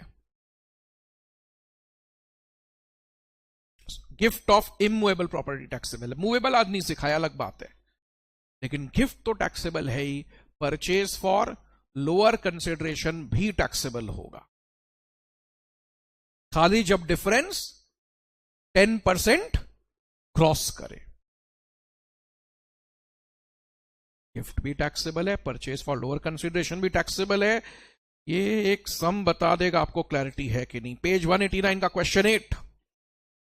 अब मेन बात क्या है? सेलर के लिए कैपिटल गेन, बायर के लिए अदर सोर्सेस।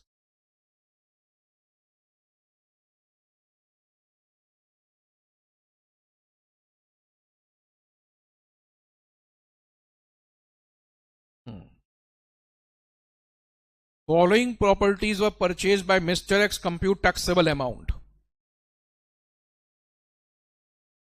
45 लाख का प्रॉपर्टी कितना में खरीदा? बोलो 25। डिफरेंस 2.5 लाख से ज्यादा है। अरे 10% ही देखना यार, 50,000 जब छोटा छोटा वैल्यू का आएगा तब सोचना।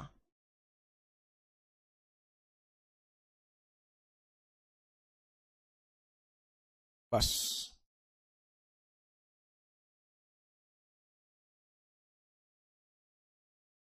ठीक है, घर में पढ़ाई चलना चाहिए। क्या पढ़ाई चलना चाहिए सर? मंडे तक एचपी। ये 10 मिनट रिवाइज कर लो, बहुत है। अदर सोर्सेस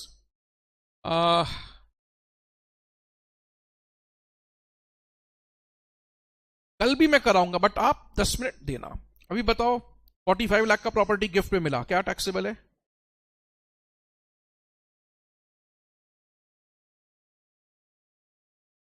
इसको पीजीबीपी मास्टर करना हो, 18 डेज अलाउंसेस। हाँ, रिसेट पेमेंट का सब में भी क्लैरिटी होना चाहिए पीएल के साथ साथ। जिसको कैपिटल गेन्स मास्टर करना हो, वो जो जेल 12 ब्लू, जेल 12 अदर्स 2400 कुछ एक हमेशा शॉर्ट टर्म है वो, और ये जो टैक्स रेट वाला टेबल है वो मास्टर कर लो, क्योंकि उसी में तो सार है कब इंडेक्सेशन है कब नहीं है।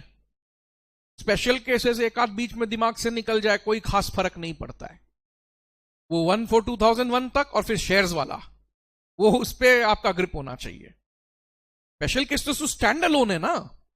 अभी सोचो इसको याद नहीं है, वो घर में एक तो डिवाइस करेगा, हो गया। मूल चैप्टर पे कोई फर्क नहीं पड़ता है। तो 2001 तक वाला जो प्रोविजन आता है वो ग्रिप में लो, शेयर्स वाला ग्रिप में लो, बीच में धीरे धीरे करते रहना।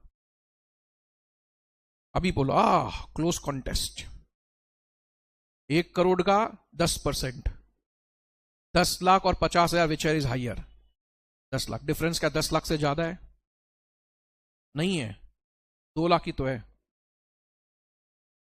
कितना टैक्सेबल होगा? निल। गिफ्ट में मिलेगा तो गिफ्ट टैक्सेबल होगा पूरा। परचेज फॉर लोअर कंसिडरेशन होगा तो टैक्सेबल डिफरेंस होगा, लेकिन डिफरेंस तभी टैक्सेबल होगा जब डिफरेंस 10% से ज्यादा हो। यहां डिफरेंस 10% से ज्यादा था तो डिफरेंस टैक्सेबल हो गया, यहां नहीं है। मतलब गवर्नमेंट देख रहा आपका फायदा क्या हो रहा है। इधर आपको 20 लाख का स्ट्रेट प्रॉफिट है, इधर आपको 45 लाख का प्रॉफिट है। इधर प्रॉफिट मार्केट प्राइस से देखने से लगता तो है 2 लाख, गवर्नमेंट बोला थोड़ा बहुत डिफरेंसेस तो चलता है ना, ऐसा नहीं मानेंगे कोई फायदा हुआ है। बोलो।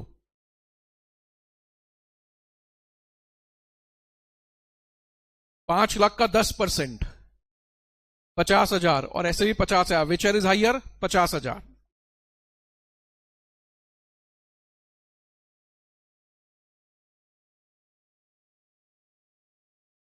ठीक है, बोलो।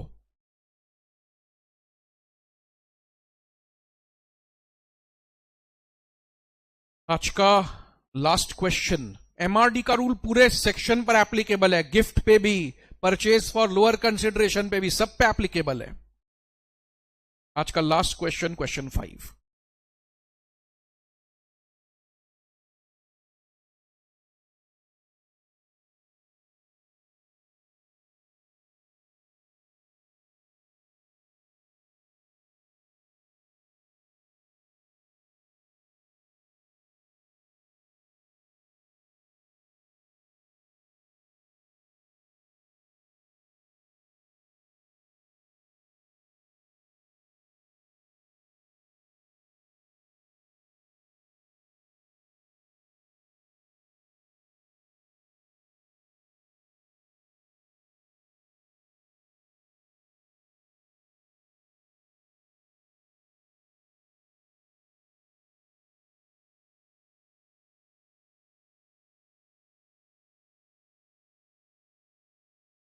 बोलो।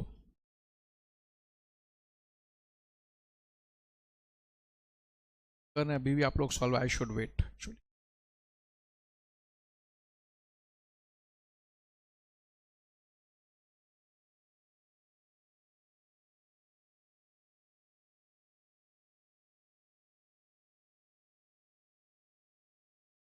नील क्यों?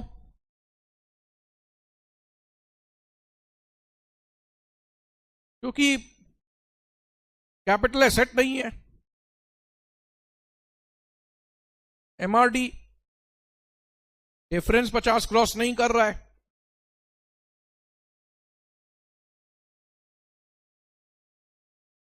कैपिटल एसेट नहीं है। Pam is not a capital asset, और लॉ बोलता है कैपिटल एसेट होना चाहिए।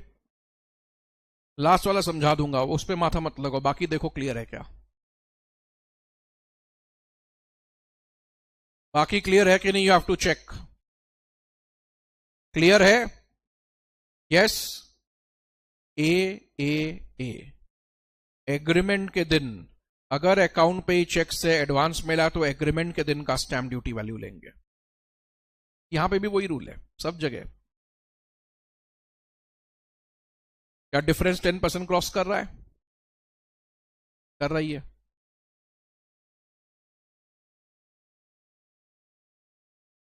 टीम वही है। 50 लाख का प्रॉपर्टी गिफ्ट मिला, 50 लाख टैक्सेबल। 10 लाख में खरीदा, 40 लाख टैक्सेबल। 50 लाख का प्रॉपर्टी 48 लाख में खरीदा, कुछ भी टैक्सेबल नहीं, बिकॉज डिफरेंस 4,80,000 से कम है। यही रूल है। कैश गिफ्ट भी 50 के ऊपर टैक्सेबल, इमूवेबल भी 50 के ऊपर टैक्सेबल। कैश गिफ्ट में ग्रैंड टोटल देखते हैं, इमूवेबल में ईच आइटम।